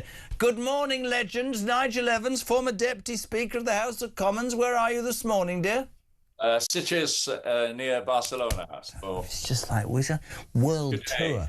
You look very stressed. Now, you were the Deputy Speaker of the House of Commons. I want to put this to you, Nigel Evans.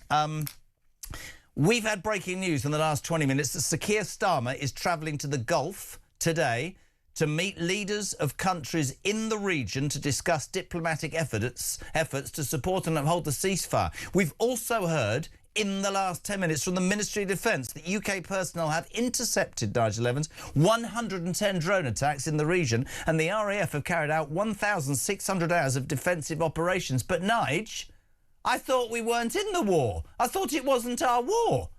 Yeah, I know, 1 foot in, 1 foot out, and the reality is that Starmer, you called it a photo opportunity, that's all it's going to be.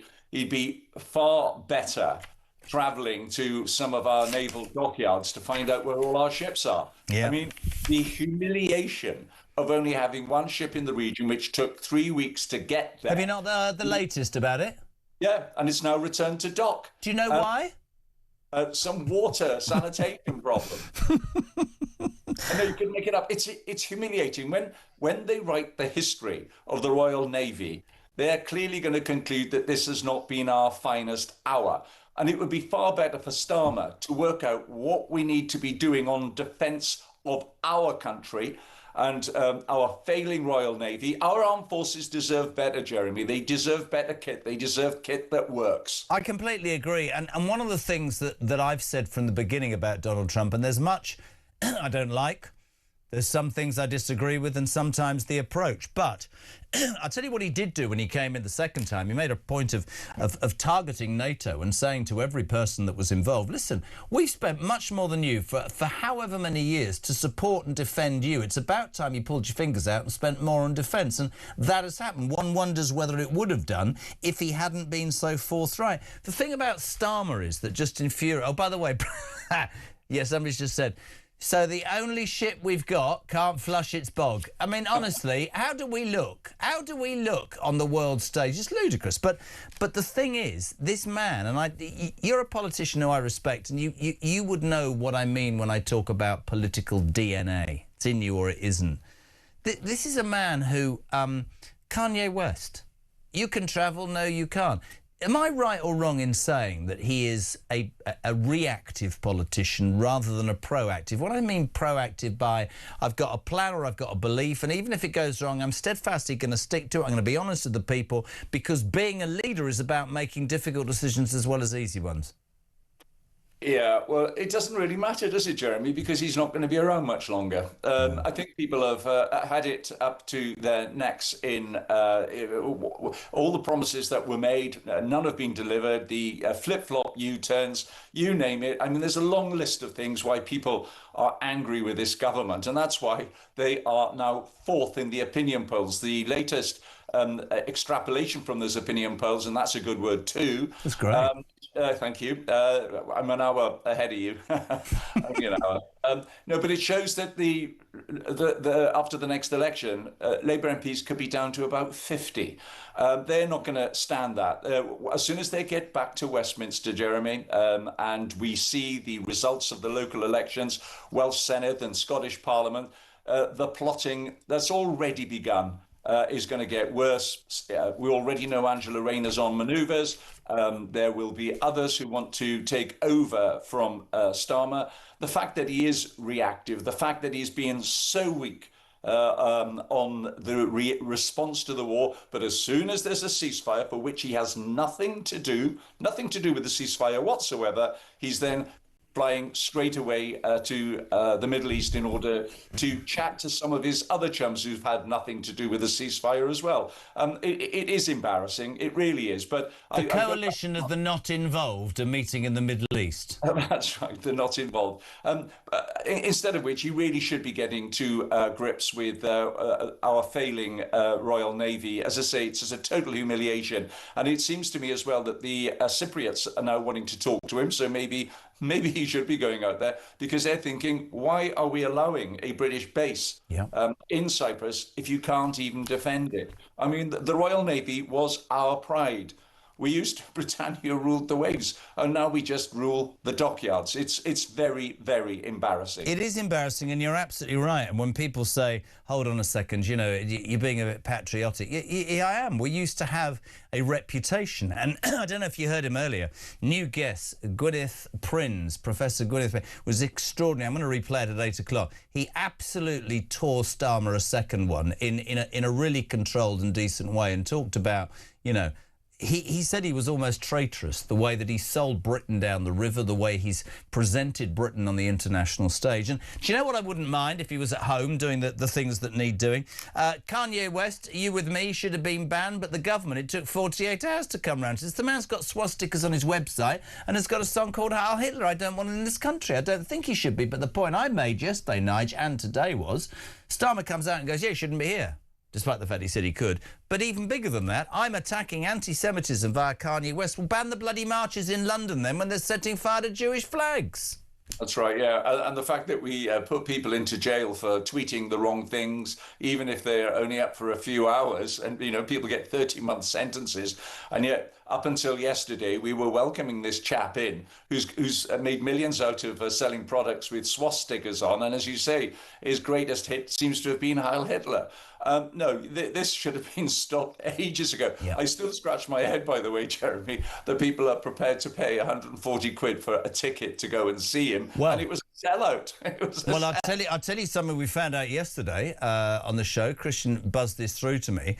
The guy Breen, Melvin Breen, who was the organiser of Wireless that's been cancelled overnight, was also responsible for putting Bob Vylan into Glastonbury. So I listen. The whole thing. A theme growing. Do you know we Melvin Ben, not Breen. But my point is this. If you are going to attack anti-Semitism, Starmer, then do the things. Don't just do what some spad or some, I don't know, social media oik has said to you and think that you're going to be seen as seriously against the horrendous rise of anti-Semitism in this country by banning a pop star. There's got to be more to it. Mate, yeah. There's a few things else I want to talk to you. Nigel Farage announced yesterday a £1,000 cap for failed asylum seekers to return home voluntarily. Yes, below the government's £10,000 per person and well below the family of £40,000. But I suspect that lots of people will say, why give them any money at all? Now, Sarah Pocham was on. She explained that, you know, this is a way... Maybe it's Farage becoming more realistic. I've no idea, but maybe it's a way of flushing out people who've disappeared into the communities and getting them long john. Let me just give you this message from David Thomas. Deport payoff. Sarah Pocham keeps saying that we will pay your plane fare. If we deport them, then they won't pay it anyway. It'll be seen as weakness by these scumbags and be abused by those that support them. Just deport them. It is simple messaging. This country doesn't want them. That's very interesting as well, isn't it? Because what do you make of Reform's announcement? It's interesting. I mean, as you know, the government are paying £10,000 or £40,000 for a family. It sounds like sort of an offer, doesn't it, from DFS? It's quite pathetic. But the reality and the more worrying aspect is, whilst all of these bids are going on to try and get those who are here out, people are still coming in by their thousands, yep. Jeremy. This is the reality of it. It's got to be over 70,000 illegals have arrived by... Do you think it's Farage being realistic? And you know, one of the criticisms of Reform is they just throw stuff out. It's never costed, it's never thought out. Do you think that this is Farage being more creative in terms of putting a bit of meat on the bone, or is he falling into the trap? Because let me read you this. Dan from Leek in Staffordshire. Jez, I'm an alarm clock Britain back Reform, but I will be cancelling my membership today as I pay enough in taxes for the illegals, so I'll have to cancel so I can pay towards the £1,000 money to leave. Why are we giving these people any money? I think that's going to be a question. Yeah, it is. It's the bag of fag packet formulation. And what we should be doing, and I've said this to you before on a few occasions, Jeremy, is you make it absolutely clear that anybody who enters the United Kingdom in a small boat illegally, which is they are already guilty of a crime. They will then immediately be deported to a third country. They will have a criminal record. They will be fingerprinted, DNA tested, and they will be told they will never step foot in the United Kingdom ever again. Full stop. You don't give them any money. You absolutely do not. Nigel Farage's argument would be for this £1,000 that they've left hotels and they might or might not be in houses of multiple occupation. They're out in our society and nobody knows where to get them. I'm just telling you what Sarah Pocham said. She said we're hoping that the £1,000 will flush people out and move it along quicker. Yeah, I know. So why not 2,000? Why not 4,000? No, the reality is that if they are detected, then, you know, you're basically paying people for break doing the law. Things that they've already broken the law. You're not going to then give them money, surely. I mean, do you know, the other bleeding reality is that, of course, one of the first things Starmer did was to cancel the Rwanda scheme, which has now been taken up by the European Union. Yeah. They are now negotiating with third countries throughout Africa, including Rwanda, in order to send some of the people that have illegally entered the European Union. You know, we've got it completely wrong. Absolutely, it's on its head. And it's no wonder Alarm Clock Britain are furious that their taxpayers' money is being spent, wasted in this way. Couldn't agree more. Lovely to see you. Just enjoy yourself in the sunshine. How's the book going? How's the book going? I'll try. It's all right. It's all right. But I'm focusing on August. But the one story I thought we would have mentioned was that shoplifter that was stopped in Waitrose. And he's been offered a job at Iceland, I've discovered this morning. Hallelujah. Hallelujah. I think it is. I'm a former shopkeeper, as you know, Jeremy. I know. If we'd had a policy that people could just come in and take what they like and that we wouldn't touch them, we'll try and stop them leaving. I ended up with a black eye once, one Christmas, because I stopped somebody stealing a case of beer from our shop. You just got to gauge it. But the fact is, he did end up with a criminal record, this man. The police did track him down, and he did end up in court. We cannot. I've seen people walking into stores in London, robbing meat and running out with it. Yep. And the store manager in Marks and Spencer's on this occasion stopped the person, and I thought, 3 cheers for you. We can't have an insane policy of saying to shoplifters, come in, and anybody who's brave enough, like this Walker Smith chap, who then stops the shoplifter, and The honest shoppers are the ones who end up paying in higher prices. Absolutely. One that loses his job. It's insanity on stilts. So we found out overnight, good news for Waitrose worker Walker Smith, sacked for tackling a shoplifter. Iceland has offered him a job. Well done, Iceland. Anyway, Arkwright, I've got to go. Good man. Enjoy your time. Good luck with the book. The ex-Deputy Speaker of the House of Commons, Nigel Evans, on talk 20 minutes to 8. Next, I'm going to speak to the past president of the Board of the Deputies of the British Jewish community in response to Kanye West being banned from the UK. Back in 3.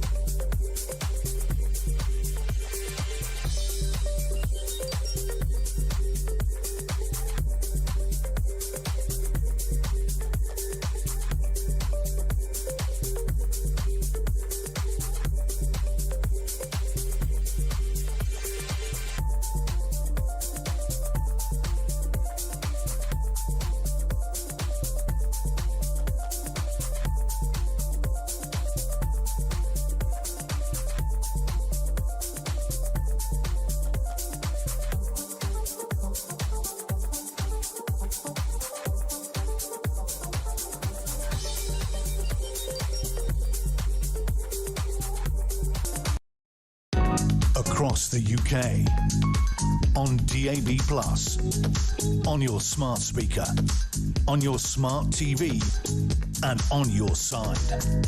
This is Talk.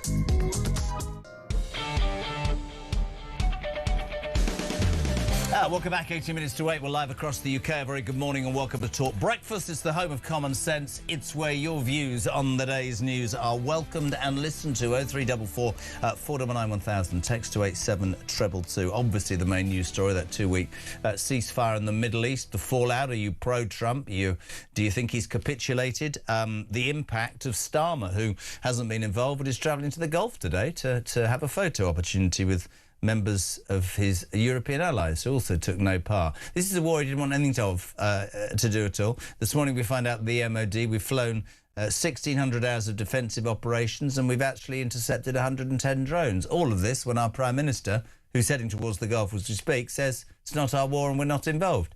What's he going there for then? 0344 499 1000.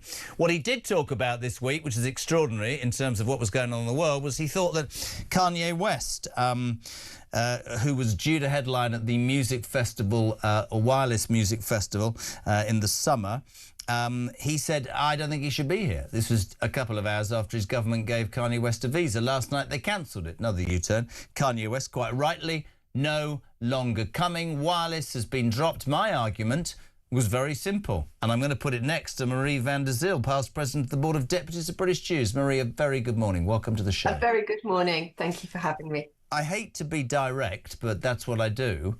Keir So do I. Starmer. You can't be- Yeah. Keir Starmer, if you have any idea, and I've been so strong on anti-Semitism and will remain strong, and I don't care what abuse I get. I've got Jewish friends, and I say it every morning, whose kids can't go on the school bus. I think it's an absolute outrage. But if you're going to be, in your own words, Keir Starmer, strong about anti-Semitism when it comes to Kanye West, what about Bob Villan at Glastonbury, who was allowed to be streamed on the BBC for 5 hours saying death, death to the IDF? What about the hateful marches we have in the capital city every single weekend, it seems, where people gladly burn the Israeli or Jewish flag? No sign of Starmer when that happens. It confuses me a bit. I actually think that Keir Starmer has been strong on anti-Semitism right from Yes, I do. From the word go, when he became the leader of the party, he made it clear that he was going to root out anti-Semitism. If you go back in time, this was a very difficult situation with Jeremy Corbyn. Look, there's a lot of decisions that many in the Jewish community are not going to be happy about, which are different from what's happened this week with Kanye West. And policy and war in the Middle East, they're obviously different issues. But it shouldn't have been down to the government to actually sort out this mess with Kanye West. Wireless should not have had him on in the first place. And you've heard this Melvin Benn, he's got form, he's responsible director at Glastonbury. And that situation shouldn't have been allowed to develop because it was purely greed that brought this about. And that's something that's very sad. And all of British society, the great British public, should really want to call out these types of behaviours, because there's enough conflict you're talking about this morning, wars around the world, and we don't want to have to import conflict into this country. I have many Jewish friends who say that living here has never been so difficult. Many of them are thinking of leaving, which horrifies me because I'm a massive supporter of the Jewish community. But I want to take you back, and I'm not trying to make it all about Starmer. Answer the question differently then. Why has he not banned marches where your people's flag is burnt, where anybody who doesn't agree with a certain rhetoric is spat upon and abused? Would the job of a Prime Minister not be to do that if he was truly... I mean, we can talk about how he might have rooted out anti-Semitism after the horrors of Jeremy Corbyn, and we can talk about what he's done with Kanye West, but I do believe that he should do more. And I'll tell you why it surprises me. He's married to a Jewish woman, isn't he? It's not about who he's married to. What the Public Order Act 1986 wasn't designed years ago for these sorts of marches bringing London to a standstill. There were marches and demonstrations before the recent government, and there's been lots of complaints that marches should have been dealt with differently, people should have been arrested. I think those sorts of complaints are very vocal and ongoing. You're dealing with very, very large numbers of people here, people with different rights. Of course, I don't want to see these marches week in, week out. It's very intimidating, especially if your synagogue is nearby. Everybody should be allowed to go to their place of worship in peace. But it's a very difficult situation. And yes, I always think more should be done. And the Metropolitan Police, certainly in London at the moment, are doing a lot more than they have done in the past. And yes, there has been a fair share of criticism of this government and the last government in that respect. It's interesting because I try and genuinely advocate different opinions. There aren't many people representative of the Jewish community who have said to me in the last year or so that Starmer's done more than anybody else and that the police have done a good job. In fact, you'd find that a massive criticism of both of those people, not only the Met Police, that organisation, but also Starmer, is that they haven't done enough for the Jewish community. Do your views align, do you think, with the majority of Jewish people, friends of yours? I am a centrist person. There's always going to be criticism of leaders and governments. And yes, a lot of the community will think that more can be done and should be done. We're in a very, very difficult situation. People are really frightened. You're talking about a community that feels very much under threat. We've seen people being killed in Manchester. We've seen violence on the streets. Anti-Semitism has risen year on year in numbers that you wouldn't think possible. In fact, anti-Semitism has become normalised in society. It's got to be the great British public that's got to call this out. This isn't something that's just going to be solved by the government alone. We've got to look at issues about social cohesion, building bridges in communities. And as I say, you can always criticise the government. And yes, they can do more. Yes, the police can do more. And people are genuinely frightened. But we've got to work to make it even better. But Wireless are responsible for this situation, and Kanye West for wanting to come. And in relation to what I was asked to come on the programme about, I think he shouldn't have expected his apology to be accepted up front. He's got to show that he's changed. He's got to show that he understands his views are wrong, and he's got to show over time and with sincerity that he is different. I agree, and actually that statement only happened when he realised, I think, along with the organisers, that there was likely to be or had been huge kickback. Completely agree with you, completely agree with you. Lovely.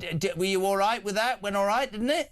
Yes, that absolutely, that went all right. But I want to know if he's learned. I want to see if he's going to engage with affected communities. I want to see if he's going to be consistent in the future. And I want to see if he's going to demonstrate that his views have changed, or was this all about money and sponsorship deals? Marie van der Zyl, thank you so much indeed. Lovely to meet you this morning. Past president of the Board of Deputies of the British Jews. This is Talk Breakfast. Morning, Dan.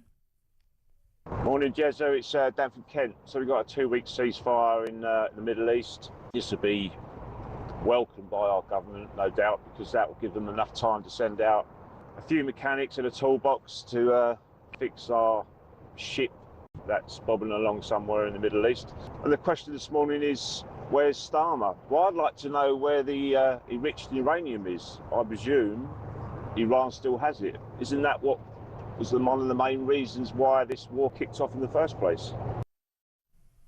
Oh, it's coming. Oh, sorry. I do apologise. There you go. Very good. 0344 499 1000. We'll go to an ad break. 0344 499 1000 for your calls and 87222 for your texts. Back in 3.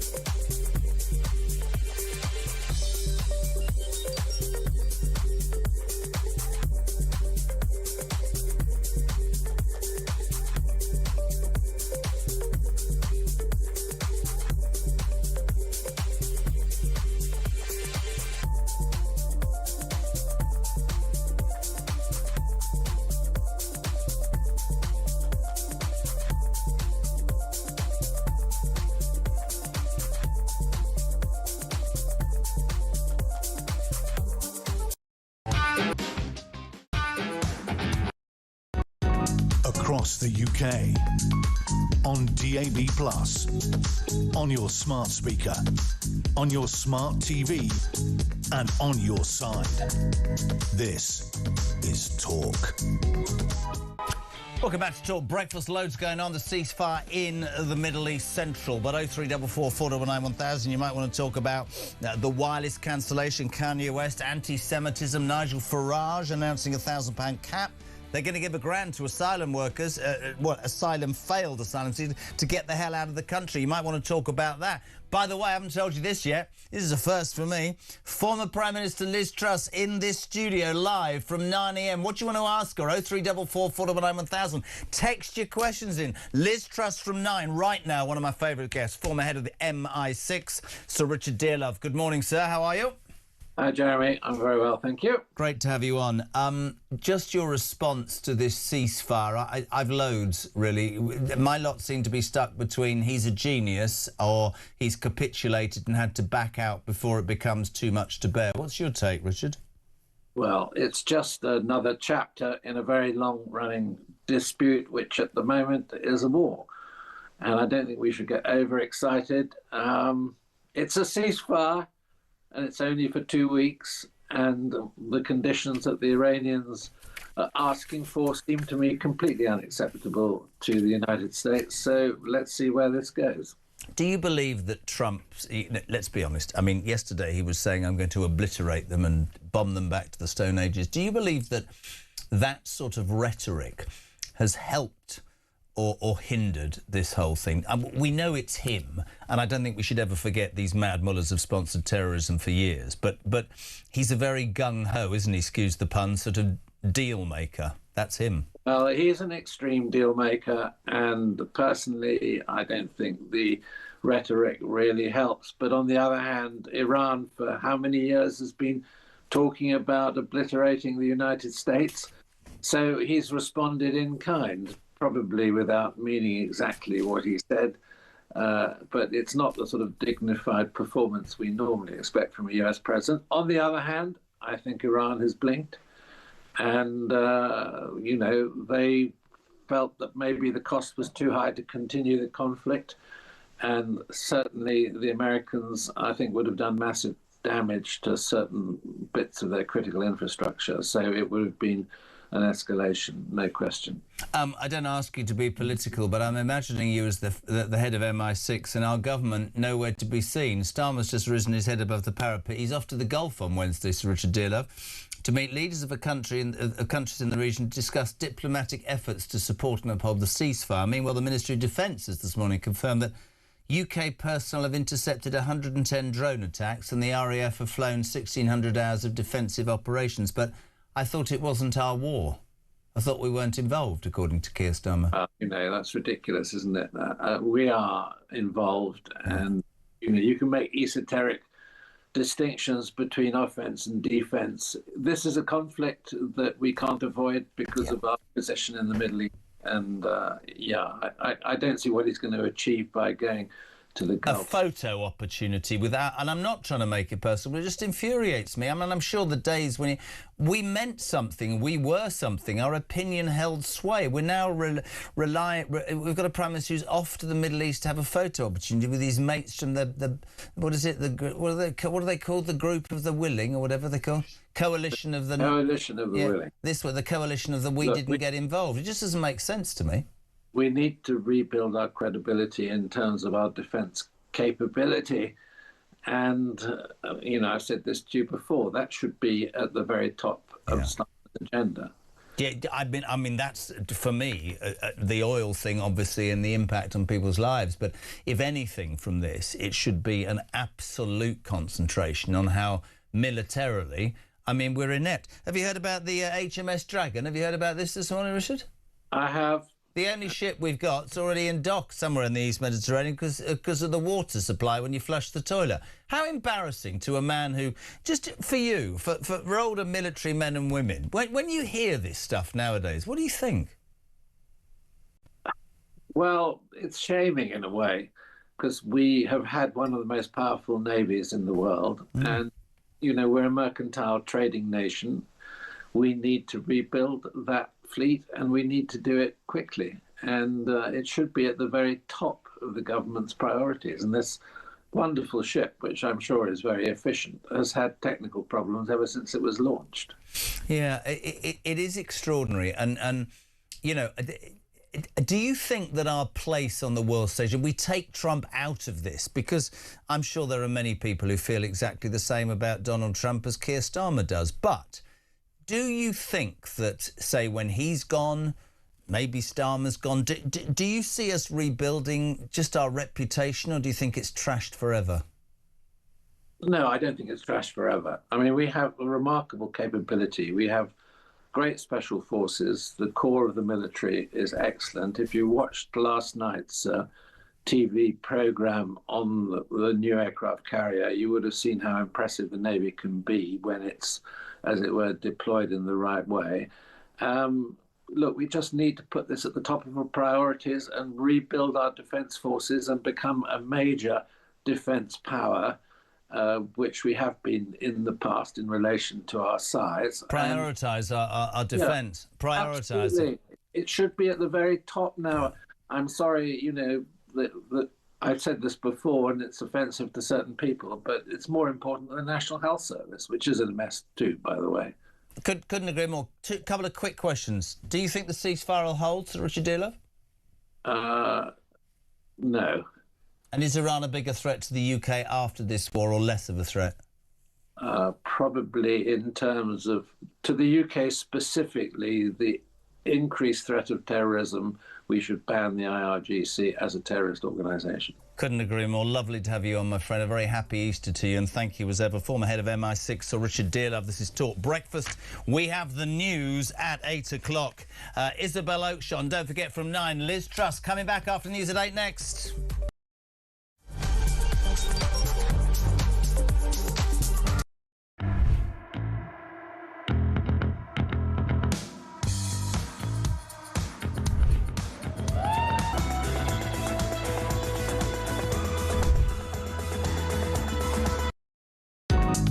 across the UK.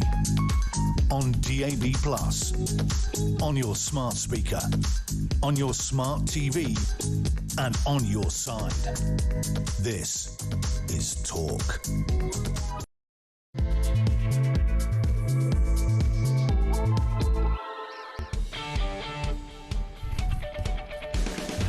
Oh, welcome back, my friends. Just gone 8 o'clock. Out of breath because I ran to the Kazi. Well, I didn't. I limped because I'm old. Welcome along to the home of common sense and the home of the alarm clock. Brett, where your views on the news of the day matter. And what are you waking up to on Wednesday, the 8th of April? You're waking up to the news of a ceasefire in the Middle East. They pull back from the brink. You'll know that Donald Trump was, some of the words he used yesterday, threatened to wipe Iran's entire civilization and bomb them back to the Stone Ages. He pulled back from the brink. Tehran looking for a deal as well. In the next 2 weeks, the Straits of Hormuz will reopen, which means, of course, oil will be accessible to the rest of the world, so prices have dropped. The issue here is, and it's really interesting sort of gauging the listenership to Talk. Half of you are saying Donald Trump's a genius. Donald Trump has shown strength and he's got what he wanted. Other people are saying the complete opposite. He went in too quickly. He didn't have allies' support and he's had to almost back out in an embarrassing way and nobody's better off. Your thoughts on that? Whatever your thoughts. 0344 499 1000. Text to 87222.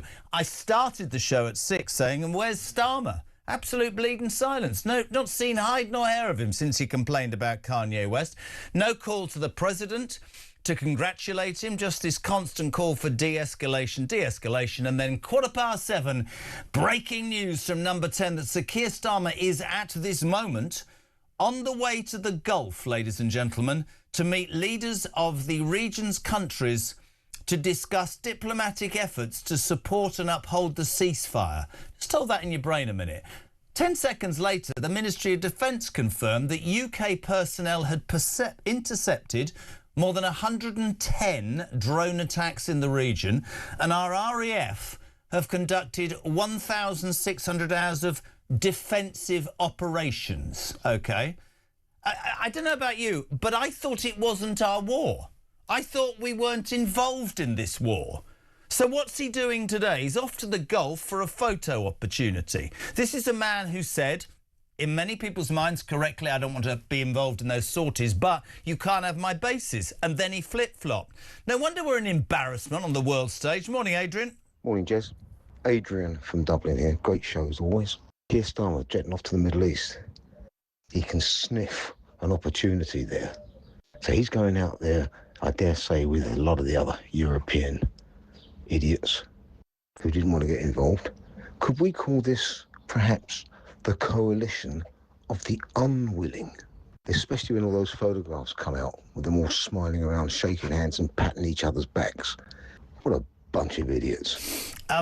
The coalition of the unwilling. God, you can just see it now. Very good morning, live from the UAE. We love her. Talks international editor Isabel Oakeshott. Good morning.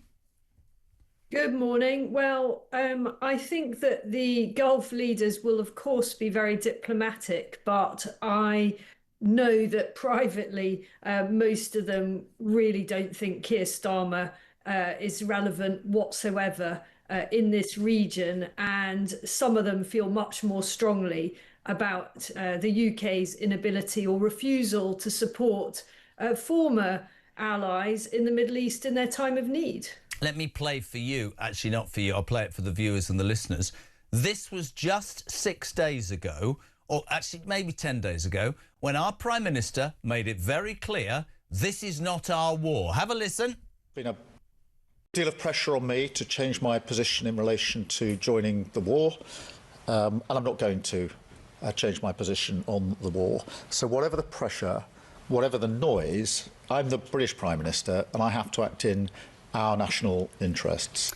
So I ask you this, Isabel, apart from shooting off to the Gulf to have a photo opportunity to uphold a ceasefire of a war he doesn't want to be involved in, the Ministry of Defence today confirming that we have intercepted more than 110 drone attacks in the region, and the RAF have conducted, this really gets me, 1,600 hours of defensive operations. We are in the war, aren't we? That's the point, and that's why he should have been far more vocal, because yet again we look impotent on the international stage. Well, you know, look at him there, that in that historic clip, trying to sound like the big guy am. You know, I'm the British Prime Minister. I don't bow to pressure. I'm taking a principled stance on this.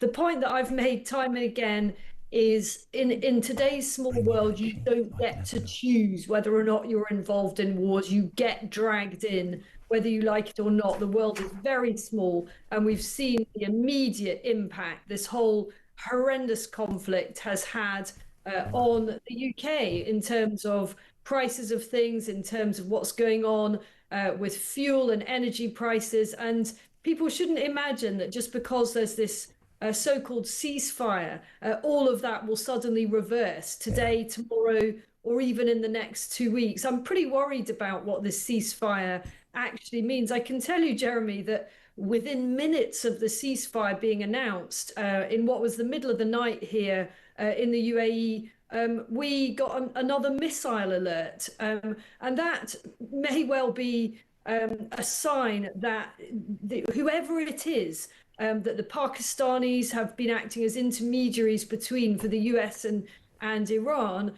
doesn't have control of Iran or indeed the proxies of the regime. So here in the UAE, of course, everybody is very relieved that there is any cessation of hostilities, but there's a lot of nervousness about whether it's for real. Are the missiles and drones going to keep coming in our direction? I mean, just to put that British figure into context, you mentioned that the UK has supposedly intercepted 100 or so drones. The UAE has been faced with more than 1,600 of these things. In the early days of the conflict, it was 100 or more a day in some areas in this region. So look, it's still a very, very nervous and tense moment. And what nobody in the Middle East wants to see is the Straits of Hormuz de facto still controlled by the mad mullahs and turned into some kind of tollway in which the tankers and the operators of the tankers have to pay millions of dollars for safe passage. That isn't acceptable in this region or in the wider world. I couldn't agree more. And you sort of, I don't know. I mean, which camp are you in? It's quite interesting. You know the talk, viewers and listeners, as well as I do. Some of them think that Trump has been genius almost to the point where he's called this out. Others say, no. He put no influence on... he thought the Allies would jump when he clicked his fingers. He didn't really contemplate the Straits of Hormuz and what that would do, and he's backed out. I mean, is he quitting this just even if it's for 2 weeks in humiliation, or do you feel, with what you know, that his approach, whether you love it or you hate it, is getting us, the world, nearer to sorting this horrendous problem? Because we should never forget, as you quite rightly say, and I said this the other day to somebody who was saying to me, but what are you supporting, bombing people? I said, try telling that to the parent of a young victim of the Manchester Arena bombings, bombed and murdered to death by ISIS, funded by these mad mullahs. That's the reality, isn't it? And what about the poor people of Iran being executed in huge numbers on a daily basis? Teenagers, we're talking 16, 17, 18-year-olds being executed for the crime of making it clear that they'd rather have a slightly nicer leadership. The truth is, I'm disappointed that Trump has blinked. I don't like his rhetoric. I don't like the language he uses. I don't think that it's befitting of his high office. I do like the principle of ridding this region and the wider world of this murderous regime. And my big fear is that actually what Trump has done now, if he stops now, is he has destabilized this whole region. And ultimately, in the not too near future, the mad mullahs will actually be more empowered, not less. And that's the problem with an ideology, isn't it? Because if you take out, like he did in Venezuela, the leader, and you believe the whole thing's going to capitulate, it was even only yesterday that the Iranian forces they had women and children around power plants because Trump had threatened to bomb. I'm with you. I think you've just summed that up brilliantly for me, actually. He undoubtedly has blinked, however he sells it. But it's how you rid a country of an ideology that means that you can get rid of a leader or the next leader or the next 10 leaders, but that still is, it's still infested in them, isn't it, that belief? You might be interested. I want to go more on the I want to go more on the Starmer front. Have you ever heard of Professor Gwynthien Prinz? Have you ever heard of him? I most certainly have, actually, Jeremy, because a few years ago I co-authored a book on the state of the armed forces, and I'm certain that I either spoke directly to him as a contributor to that book or listened to what he had to say or read some of his stuff. Very respected defence policy. Well, we were talking military, as he's a former advisor to the Ministry of Defence, NATO and the United Nations. And then my final question, and I'm honestly, I'm going to play this every hour. I said to him, what do you make of Starmer in this moment? Isabel, you'll be open-mouthed like I was. This was from Professor Gwynthien Prinz earlier on about Keir Starmer. Have a listen. There's a very old saying, usually attributed to Trotsky, that you may not be interested in war, but war is very interested in you. Mr. Starmer hasn't got that message. Let me say something that may surprise you. I think that the sum total of Starmer's behaviour, not only over this, but over foreign policy and our alliances in general, I would describe as traitorous. I think he has worked against the interests of the people of the United Kingdom. He has trashed our most important alliance. He has let down our friends in the free world. He is letting down the Japanese over the joint program which we have to build a fighter airplane, and I'm sure he's about to let down the Australians over the submarine program. It is an utter disgrace, and as your colleague Samara pointed out, we are now in a situation where we are spending on hyper welfare, I suppose I would call it. The current budget that is being spent combined on the National Health Service, the Nationalised Health Service, on welfare and on the interest payments on the borrowing of the country is 7 times the defence budget. How honest is that, Isabel? Yeah, well, it's good to hear someone articulate it as it is. And, you know, I've said too, I've used that phrase myself. We may not be interested in war, but war sure as hell is interested in us. Jeremy, before I go, I don't know how much time we've got, but we must talk about shoplifting. Everybody still wants to talk about shoplifting. Coming up later today on Talk, we have an extraordinary exclusive. Suffice to say that we have been doing a little experimental shoplifting of our own. And have you? I want to be clear that we haven't broken any laws. Well, no, because it's okay to shoplift. You're fine, right? Yeah, not. Well, later on, we will be revealing a few things about supermarkets' attitudes. Well, this is really interesting because, of course, the big story of the week in terms of shoplifting was the guy at Waitrose in Clapham Junction. The guy, Walter Smith, 54, worked there 17 years, dared to approach 2 people, I'm going to say youths, the other day, who were stealing expensive Easter eggs. He didn't lunge, he didn't push, he just tried to take their bag. They ran off. He was reprimanded and then sacked by Waitrose because they said, and I quote, "We don't like to put our employees in that position. That's not our policy. So, you know, just go into Waitrose," they were saying, "and take whatever." I don't know if you know this news. Overnight, Iceland have offered him a job. I mean, he's now going to be trading it up. I'm not having that one. I'm having the next one. But it does point out how ludicrous. And I tell you what I wanted to do. First of all, there's a reason I want to do this. What show are you doing that on? I think that will be on Kevin O'Sullivan's show at 4 o'clock today. You definitely favour him over me. I'm terribly jealous. No, I'm joking. Listen, she's not even denying it. You don't have time, Jezza. You don't have time for our investigations because your show is a speedy breakfast one. Thank you for that. My point I just want to make with you, which is really interesting, today, have you seen about old Angela Rayner on the front page of the Daily Telegraph? Part of her workers' rights thing, this is relevant to you. Angela Rayner's workers' rights police will have the power to force their way into businesses, seize documents and arrest people under Labour's new employment laws. But if you run a supermarket or a corner shop, people can come in and nick your stuff and the police are nowhere to be seen, Isabel Oakeshott. Look, I think this workers' rights bill is an absolute disaster in particular for small businesses. You know, the idea that from day one of a new job you have an entitlement to parental leave, I think is just absolutely appalling. That is not it's not to be confused with maternity leave or anything like that. But imagine you're the owner of a small business. You take a chance. You wade through all the horrendous paperwork and pension enrollments and all the rest of it that you have to do if you take someone new on, and all the tax implications. And then on day 1, day 2, day 3, they say, thanks for the new job, but I'm just going on parental leave. Don't mind me. I'll be back in a few weeks' time. Absolutely marvellous, isn't it? Can't wait for a television and radio first. Later on Kev's Drive Time show on Talk, it's an exclusive. Isabel Oakeshott goes shoplifting. Not quite, but something like that. I sold it. Thank you very much indeed. Coming next after the break, Sir James Cleverly, Shadow Secretary of State for Housing, Communities and Local Government. He's on the show. Don't go anywhere. We'll come back in 3.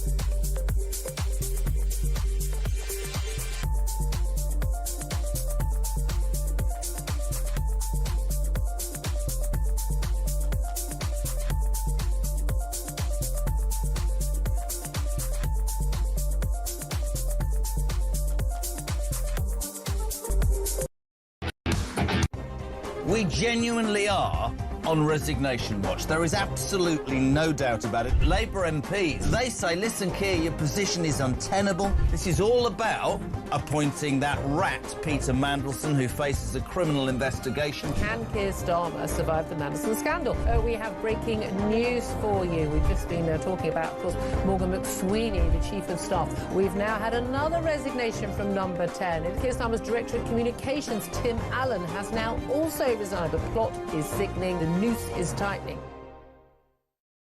Across the UK, on DAB+, on your smart speaker, on your smart TV, and on your side. This is Talk. Welcome back, my friends. 8:21. It's Wednesday morning, the 8th of April. We're live across the UK on the Talk Breakfast Show, the home of common sense and where your views on the news matter. Keep the calls coming. 0344 499 1000. Text to 87222. We'll go outside. It's a hard job being a Tory MP, Minister, Shadow Minister. He's out there braving the elements. Sir James Cleverly, you've done every job in government. Now Shadow Secretary of State for Housing, Communities and Local Government. Good morning, sir. How are you? I'm very good, Jeremy. As you say, it's actually a lovely morning out here. Yeah, listen, you've done well to escape the winter. Just firstly, the Tories, an announcement today, which is obviously included in your brief. They want to ban councils from working a 4-day week. Explain that, Sir James. Well, what we're seeing is South Cambridgeshire District Council, Lib Dem run South Cambridgeshire District Council, jumping on this left-wing bandwagon of having a 4-day working week. And this is not 4 days in the office, 1 day at home. This is 4 days of work, but still receiving the salary for a 5-day working week. And this is announced at a time when people are struggling to pay bills, when councils are saying that it's tough to make ends meet. The requirements. James, can I just say this very quickly? You'll know this from a broadcasting point of view because we're into the local elections. We can't talk specifically, but on a more national level, the Tories, from what you're saying, are saying councils of all sorts across all parts of the country shouldn't be doing 4-day weeks. They should be giving bang for their buck. Would that be a good description? That is a good reminder of our respective legal duties.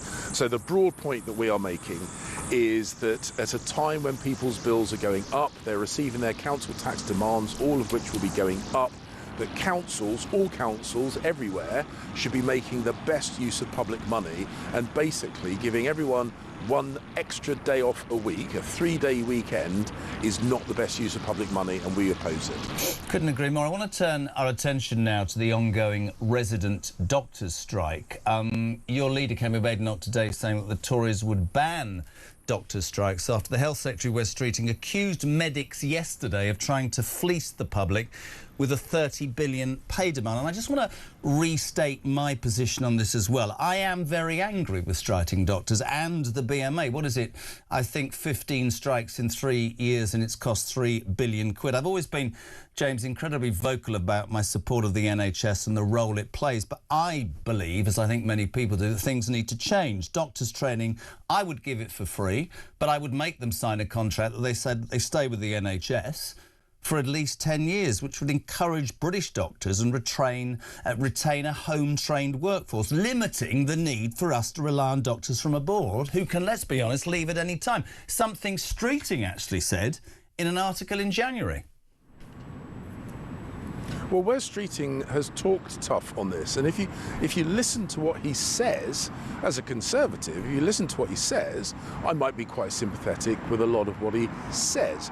If you look at what he's done, however, the opposite is true. The fact is, he was very critical when junior doctors went on strike, when resident doctors went on strike, when we were in government. He said that because his fantastic ability to negotiate with the medical unions, this would not happen under him. And what we're seeing is strike after strike after strike. I love the NHS. My mother worked in the NHS her whole life.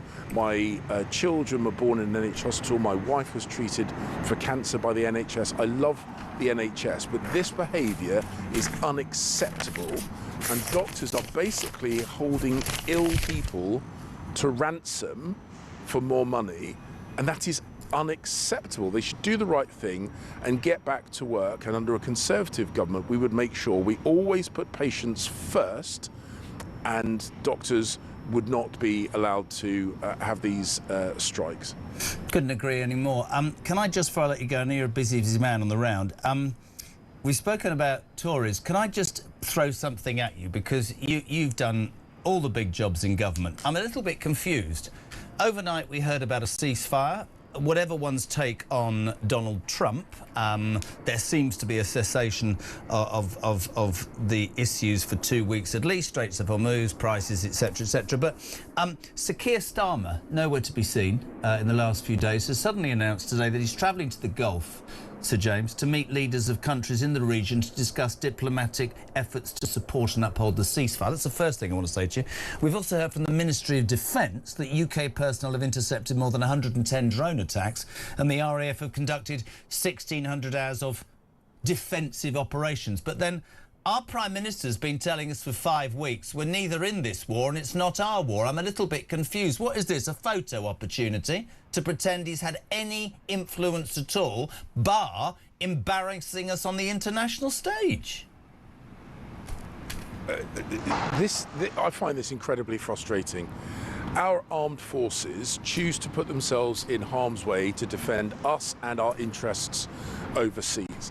They have had one arm, perhaps both arms, tied behind their backs because of the indecision of the British Prime Minister. He delayed deployments of the Royal Navy, he delayed deployments of air defence assets. Once our troops were able to do their jobs, they've done them incredibly effectively, and that does not surprise me at all. But the Prime Minister was indecisive.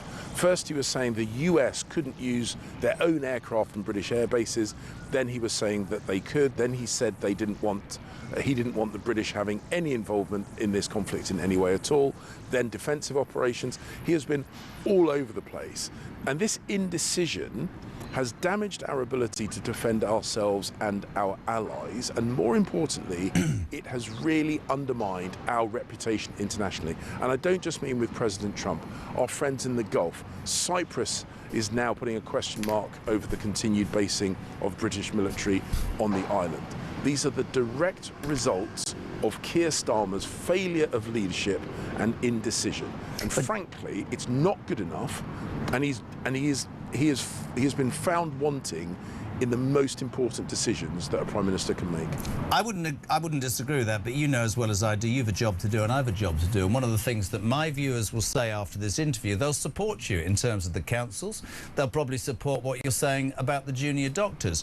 But they will text me in abundance and say, that's a bit rich from a man who was in a cabinet for years that systematically cut our defence budget. And you've been very honest to me in the past, but we have to reiterate it. For me, for the last 20 years, it's been the easy cut, and it's turned out to be the worst cut. And I think there's a lot of people in this country, if Trump has achieved anything by coming in and attacking NATO and saying, why am I paying more than everybody else, it will be a focus.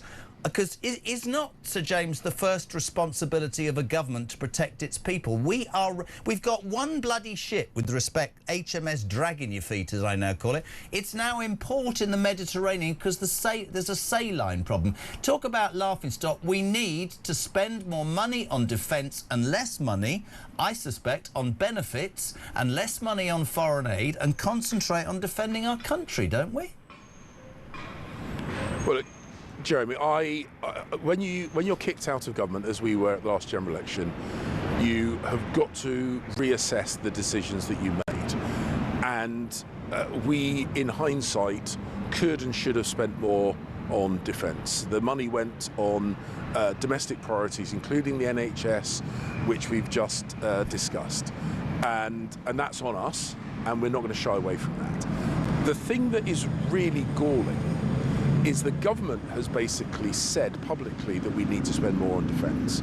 But even though there's a conflict in the Middle East, there's a conflict in Ukraine and uncertainty in the wider world, they've kicked the can down the road, and this year decided to massively increase the benefits budget rather than spend that money on defence. So what happened in the past, and we have to take responsibility for the decisions that we made in the past, but in the here and now, this year, whilst these conflicts are going on, the government decided, because Keir Starmer wanted to placate his backbenchers, a massive increase in the welfare budget rather than spending that same money on defence. And that was a decision this year, and that shows that Labour, even in these circumstances, do not take defence seriously. I couldn't agree more, and I think that going down the line, whatever party sticks its head above the parapet, be that the Tories, Reform, the Greens, Labour, I do think there's been a wake-up call, James, to the country about, you know, the need to prioritise. And this never sounds correct, but I say it every morning to Alarm Clock Britain. I think the silent majority have found their voice. I think the silent majority are fed up about being at the back of the queue. I think they're fed up of how we're viewed internationally, and I think they want a degree of more fairness than they feel they're getting right now. Absolutely. And look, spending money on defence is never popular. We recognise this because it tends to be invisible spending. It's spending on stuff that people can't see, that they don't interact with, but it is the ultimate insurance policy. And as anyone who's ever had to claim on their insurance knows, you don't like spending the money, but you really need to make sure that you do. That is a decision that we have made. We have committed to increase our defence budget. We've committed to reduce the welfare bill.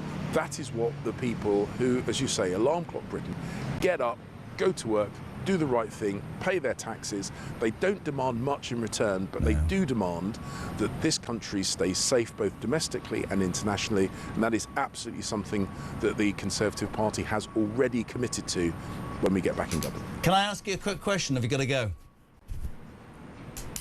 I think I've got to go. I'm about to be shouted at, and I can see my media spad. All right, tell the media spad another time, but thank you, and I mean that. It's always a pleasure to have you on, always very honest. Sir James Cleverly, Shadow Secretary of State for Housing, Communities and Local Government, live and exclusive from Westminster there. 0344 499 1000. So much in the news today. The ceasefire, will it last? Are you pro-Trump, anti-Trump? And Starmer. Starmer's off to the Gulf today to meet his friends from the coalition of the unwilling to be involved, to have a photo opportunity of a war that we're not involved in, despite the fact that we've shot down 110 drones and 1,600 hours of defensive flying. What does defensive flying mean? So we've sent planes to the Gulf just to fly around and go, we're here. We're not doing anything offensive. We're just... How do you...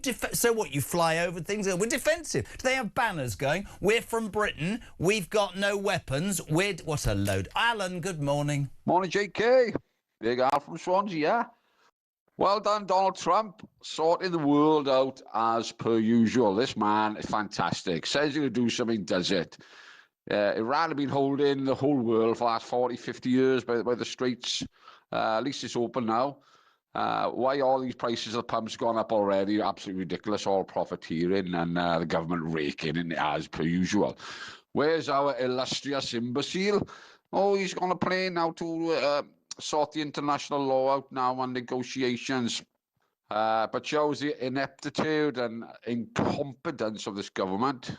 One warship we got, and that's broken down, absolutely found wanting again on the world stage.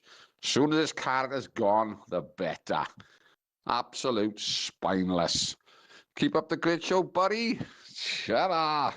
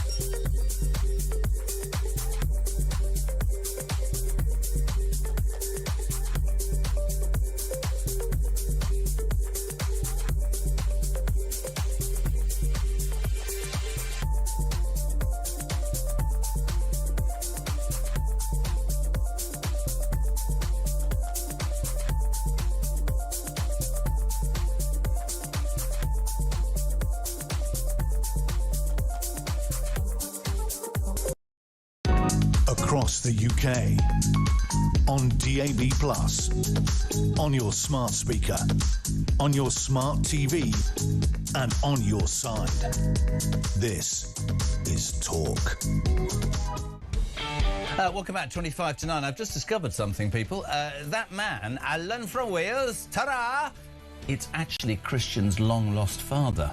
And he puts him through because he feels guilty that he's ignored him for years because he's embarrassed. I'm not joking. Morning, Jess. James Cleverly gaslighting me again. 14 years they were in power, and Labour before that. Both of them have had years of destroying our armed forces. They were happy to send billions on overseas aid, but forgot this country. Good morning, Margaret. She says, I love Talk. I'm 82 and I love sending in my opinion. She said, I love Nigel Farage, but no way should we be giving migrants any money. It's another pull factor. Nigel Evans is brilliant. Sarah Vine is amazing. This is reacting to the story that Nigel Farage and Reform announced yesterday a £1,000 cap for failed asylum seekers to return home voluntarily. His theory is that they have been taken out of hotels, they're in HMOs or in the community. How do you flush them out quickly to achieve this detain and deport? He says, current government offers 10 grand for a single person and 40 grand for a family. I'm prepared to pay £1,000. I'm really interested into what people think about this. Some will say, absolutely not. I'm a reform supporter because I want these people gone. Others will say, I understand, he's being realistic, he's trying to get it done. What are your views? 0344 499 1000. The Wireless Festival banned Kanye West is staying west and not coming east. See what we did there? 0344 499 1000.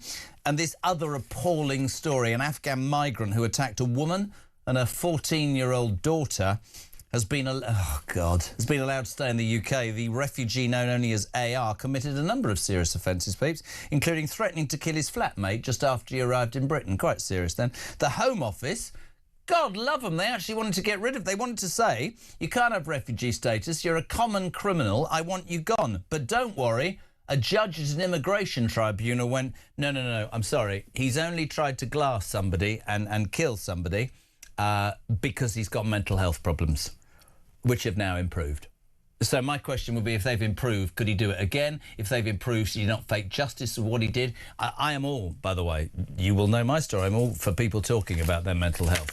Let's get a little bit fed up where people use them as an excuse to get away from justice. 0344 499 1000. Morning, Russ. Morning, Jezza. Great show. Russ from Manchester. We live in very strange times. I actually look forward to hearing your voice in the morning. Very strange times. Now, Starmer and the gangs and the boats, they have numerous opportunities to stop it.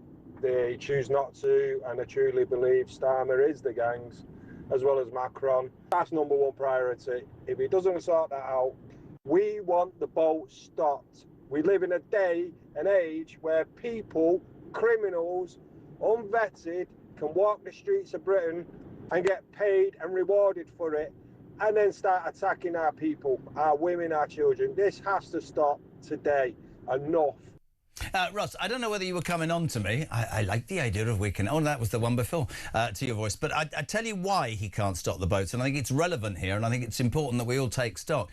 He can't. He's on his way to the Gulf. He's got a ceasefire to de-escalate. He's been so central to the war that he's off to Arabia to meet all the leaders who want nothing to do with him, to say, I was unwilling to be part of it and I'm quite unwilling to be involved in this coalition discussion, but I'd like to take some credit and have a photo. Wouldn't it be interesting if they went, no, sod off. You were nothing to do with this. We're not interested. Jezza, why don't we pay all criminals 40 grand to stop being criminals? The same for all those claiming PIP, and then sack all the workers, but don't pay them anything because they have contributed nothing to this country's coffers.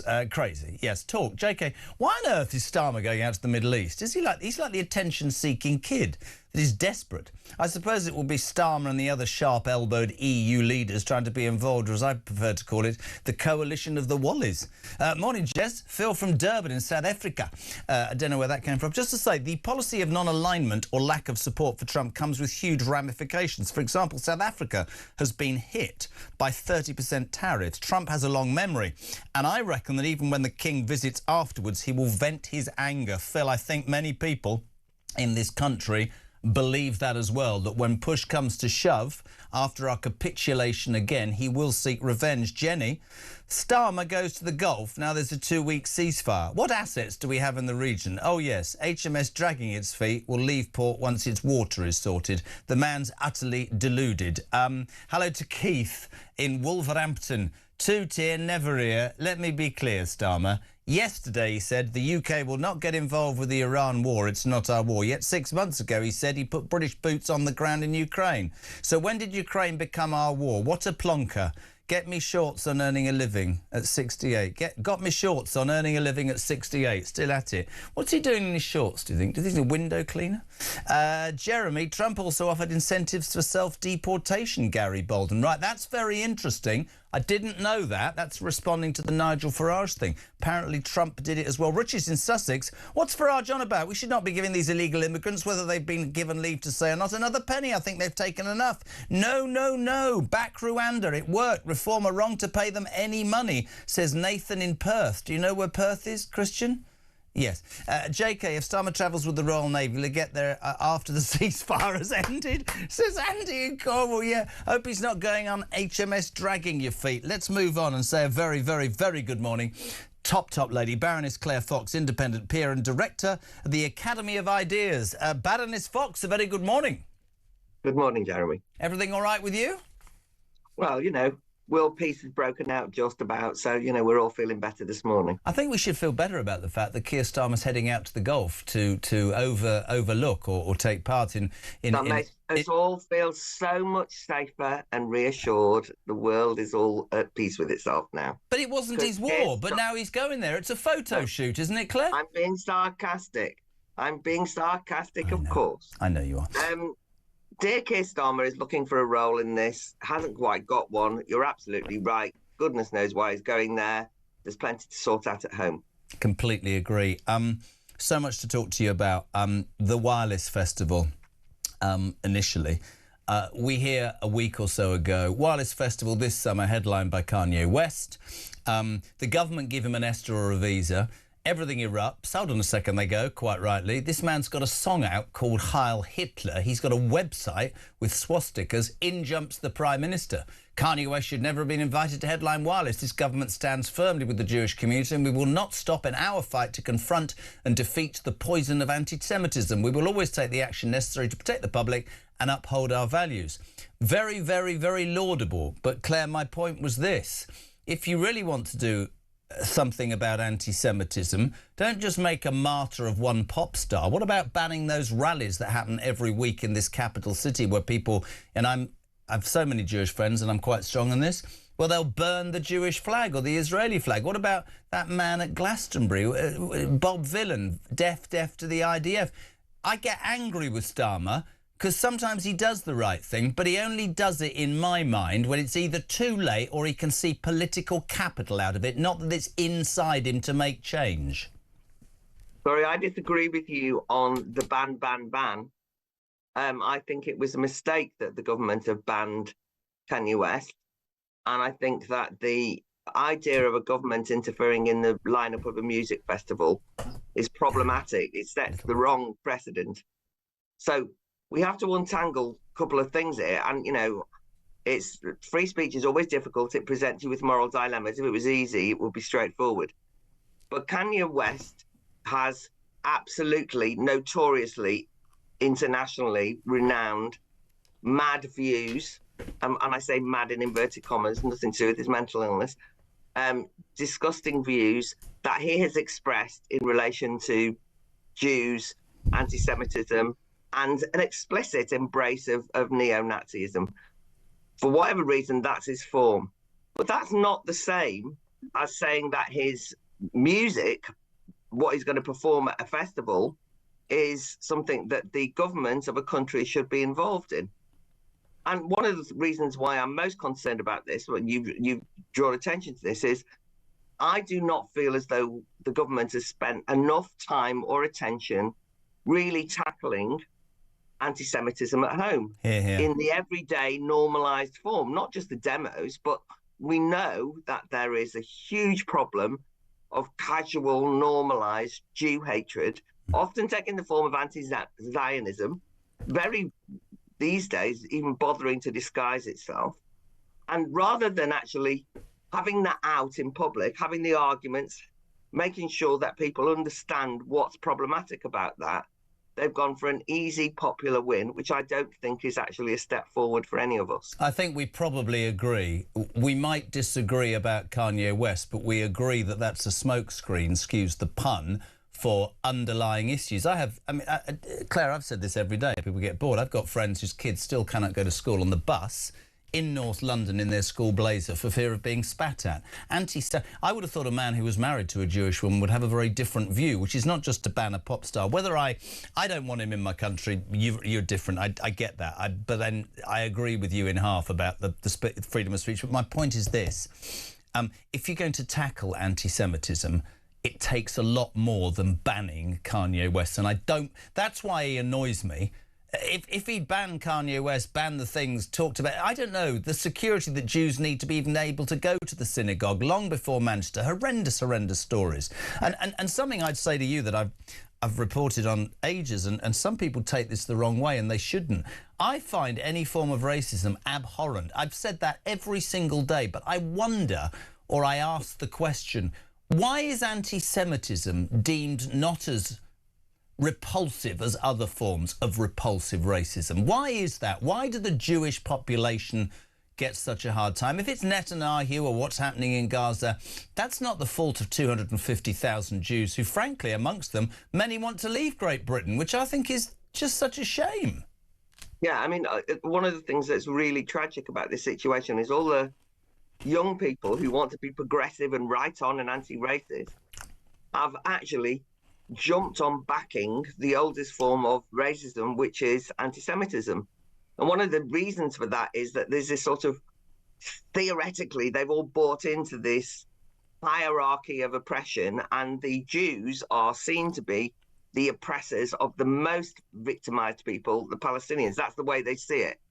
And they actually, it's like white supremacy, you know, Jewish supremacy, white supremacy. And actually, one of the things which Keir Starmer and in this whole fuss about Kanye West that people don't realize is one of the aspects of Kanye West's most offensive, never mind the neo-Nazi stuff, because at least you can see that, is the way that very many people in the music industry, both in the UK and in America, will just say things like, oh, the Jews run Hollywood, or the Jews run the music industry. You know, there's this kind of like notion of an acceptable way of being absolutely despicable about the conspiracy theories that have led to the Jews being targeted over the many years. These things are just casually accepted as good coin, and I agree with you that this is a racism that needs to be called out. But look, the free speech thing is not just a casual thing, you know, is it? I mean, it is quite important for us. Of course it is. Because what we end up with in a situation is that a government can decide and does, in this instance, make a decision that affects what happens at an arts festival. And I'm just making the point that's quite a dangerous situation to be in. There's all sorts of governments that can come into power.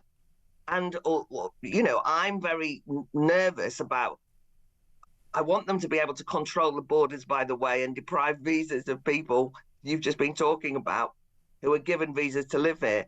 But for people to have a visiting visa to be an artistic performer, for the government to casually withdraw that, I think is a dangerous precedent.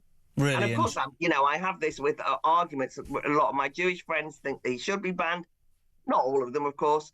But I think we've got to hold the line on the importance of not allowing governments to say who can and can't speak. And remember, Kanye West was coming to perform. He wasn't coming to give a political speech. The idea was not that he'd come over and incite hatred against Jews. I'm not saying that I necessarily believe his apology, but he was there as an artistic performer. And it's very important that we don't just write off all arts because we don't like the politics of the performers. If somebody incites violence, fair game. I think it's probably got to move on. But I think I'd take everything you said, but I think it's probably different in that if you're running a website that sells T-shirts with swastikas on, if you're standing on stage singing Heil Hitler, I think you're nearer to being accused of inciting violence than you are if you think that we should save all the whales or cancel nuclear weapons. But he hasn't done that for some time, just to be fair. No. I mean, he hangs out with a load of Americans like Candace Owens, you know, Nick Fuentes, all that sort of thing. He's in that camp. There's a major problem of anti-Semitism and Jew hatred on the right in American politics. He's the only one of that crowd who's actually apologized for it. I'm not giving him a pass. I'm saying that he's a musician. He's an artist. Listen, I have to say, I hadn't spoken to you for ages. I love it. Please come on breakfast regularly. Baron, I know he called you Dame then. Baroness Claire Fox, independent peer and director of the Academy of Ideas. Thank you very much indeed. Just gone 10 to 9. We're live across the UK. This is Talk Breakfast. Liz Truss is here. Quite nervous. Liz Truss is... I'm not. Liz Truss is here from 9. What do you want to ask her? 8722 0344 499 1000. Quickly to Reigate. Tom, you're on Talk Breakfast. 1 minute. What you got? Good morning, Mr. Kyle. Good morning, Mr. Tom. West Ham was very unlucky the other day, weren't they? Are you a Hammers fan? I am, mate, and they was all walking out when they was 1-0 down, then 2, and then they come back 2-2, then 3-2, and they all started trying to run back in. What a shame they never won it, my son. Massive, massive game on Friday if we beat Wolves in the Premier League. 8 o'clock on Sky and Talk Sport, our sister station, of course. We're out of the bottom 3 and Spurs are in it. Right, Tom, what you got for me, kidder? What we got to say, I just can't understand how that weasel Starmer who said it's not his war, he's not involved in it, has gone out to the Middle East to get the Pope to say, with our allies, we've stopped this war with negotiations, de-escalation. And he doesn't even stop 2,000-3,000 men a week coming here on boats, mate. He's an absolute disgrace and weasel to this country. The man should resign now. The whole government should be called. And that king, the king who didn't even give an Easter speech, he done it to the other people. He didn't say nothing about the Easter speech to the English people, did he? What a bloody joke. So we don't like the king. We don't like Starmer. Do you like this show? I love this show, mate, but we just got to gut this people in charge of this country, mate. Got to keep fighting. Thank you for your call, Tom in Reigate. This is Talk Breakfast. Back in 3.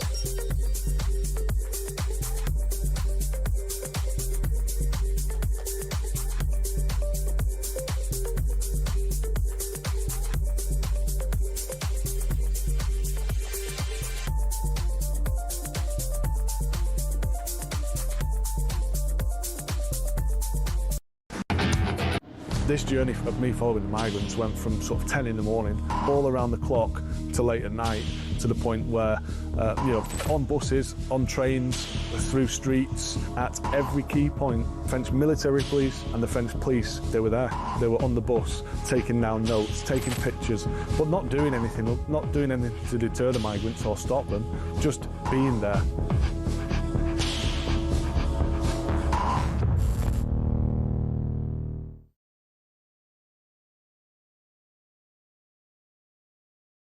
The UK on DAB+, on your smart speaker, on your smart TV, and on your side.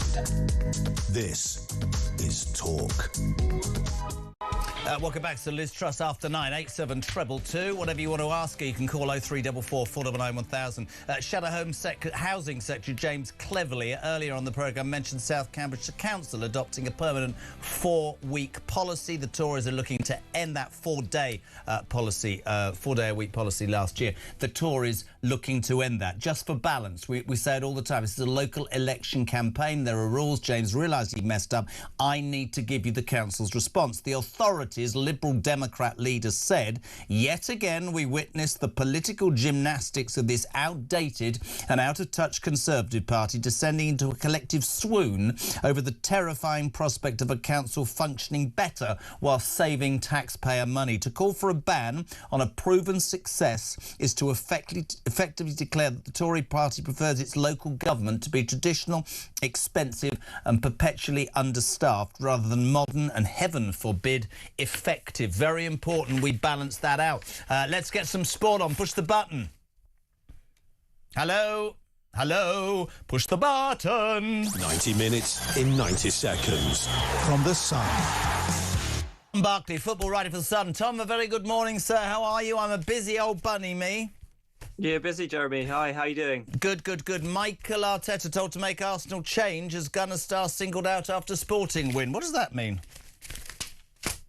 Where am I seeing that, Jeremy? I don't even know what that means. Mikel Arteta told to make Arsenal change. I don't understand. Listen, they won 1-0 in the Champions League last night away to Sporting Lisbon. They'll take it back. Is the ultimate going to happen? Having lost the Carabao Cup and the FA Cup, is Mikel Arteta finally going to win a trophy this season, my friend? No, I think so, Jeremy. I think so. I know they've had a bit of a wobble recently, but they look back to their solid best. last night, a solid win over Sporting Lisbon. Many thanks to David Raya making some fantastic saves, and then a late Kai Havertz winner. Whether they go all the way in the Champions League, I'm not quite sure. I think they've got a good chance of reaching the final at least, but it's more the Premier League, isn't it? That gap at the top. If they go and win at home to Bournemouth at the weekend, it'll be 12 points the gap before Man City play Chelsea away on the Sunday. So that feels like a gap that even Arsenal during this little wobble should be able to close out between now and the end of the season. I wish I had more time, but do you think that West Ham will beat Wolves on Friday and come out at the bottom three of the Premier League? Yes or no? Always a West Ham question, Jeremy. Yes, I do, and I think it'll put Tottenham in the bottom three, but then Roberto De Zerbi is going to work his magic and put West Ham back under the pump after that. Are you a Spurs fan by any chance? No, but I cover them regularly. You're a good man. Thank you so much indeed. You're a legend. Sorry it's so quick. Tom Barkley, get it all in The Sun. Football writer for The Sun. It's on the back page today. Earlier on, so many people were asking. We had Professor Gwithian Prinz on talking about Starmer. This is unbelievable. Have a listen. It's a very old saying, usually attributed to Trotsky, that you may not be interested in war, but war is very interested in you. Mr. Starmer hasn't got that message. Let me say something that may surprise you. I think that the sum total of Starmer's behaviour, not only over this, but over foreign policy and our alliances in general, I would describe as traitorous. I think he has worked against the interests of the people of the United Kingdom. He has trashed our most important alliance. He has let down our friends in the free world. He is letting down the Japanese over the joint program which we have to develop a fighter airplane, and I'm sure he's about to let down the Australians over the submarine program. It is an utter disgrace, and as your colleague Samara pointed out, we are now in a situation where we are spending on hyper welfare, I suppose I would call it. The current budget that is being spent combined on the National Health Service, the Nationalised Health Service, on welfare and on the interest payments on the borrowing of the country is 7 times the defence budget.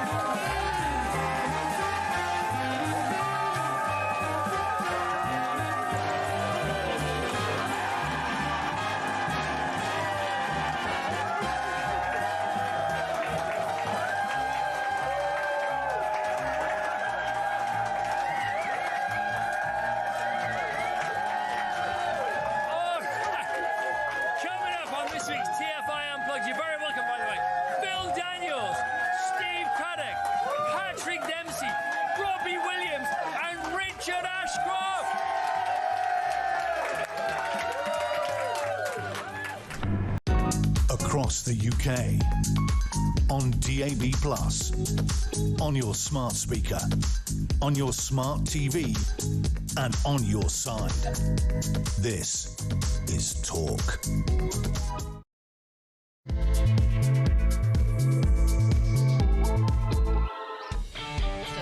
Welcome back. Just gone 9 o'clock. We're live across the United Kingdom. This is Talk Breakfast. Talk, the home of common sense, and where your views on the day's news are welcomed. 0344 499 1000 is the telephone number. Text to 87222. Liz Truss, former Prime Minister in just a tick. What are you waking... Well, frankly, if you're waking up now, where have you been? Alarm clock Britain's been awake a long time.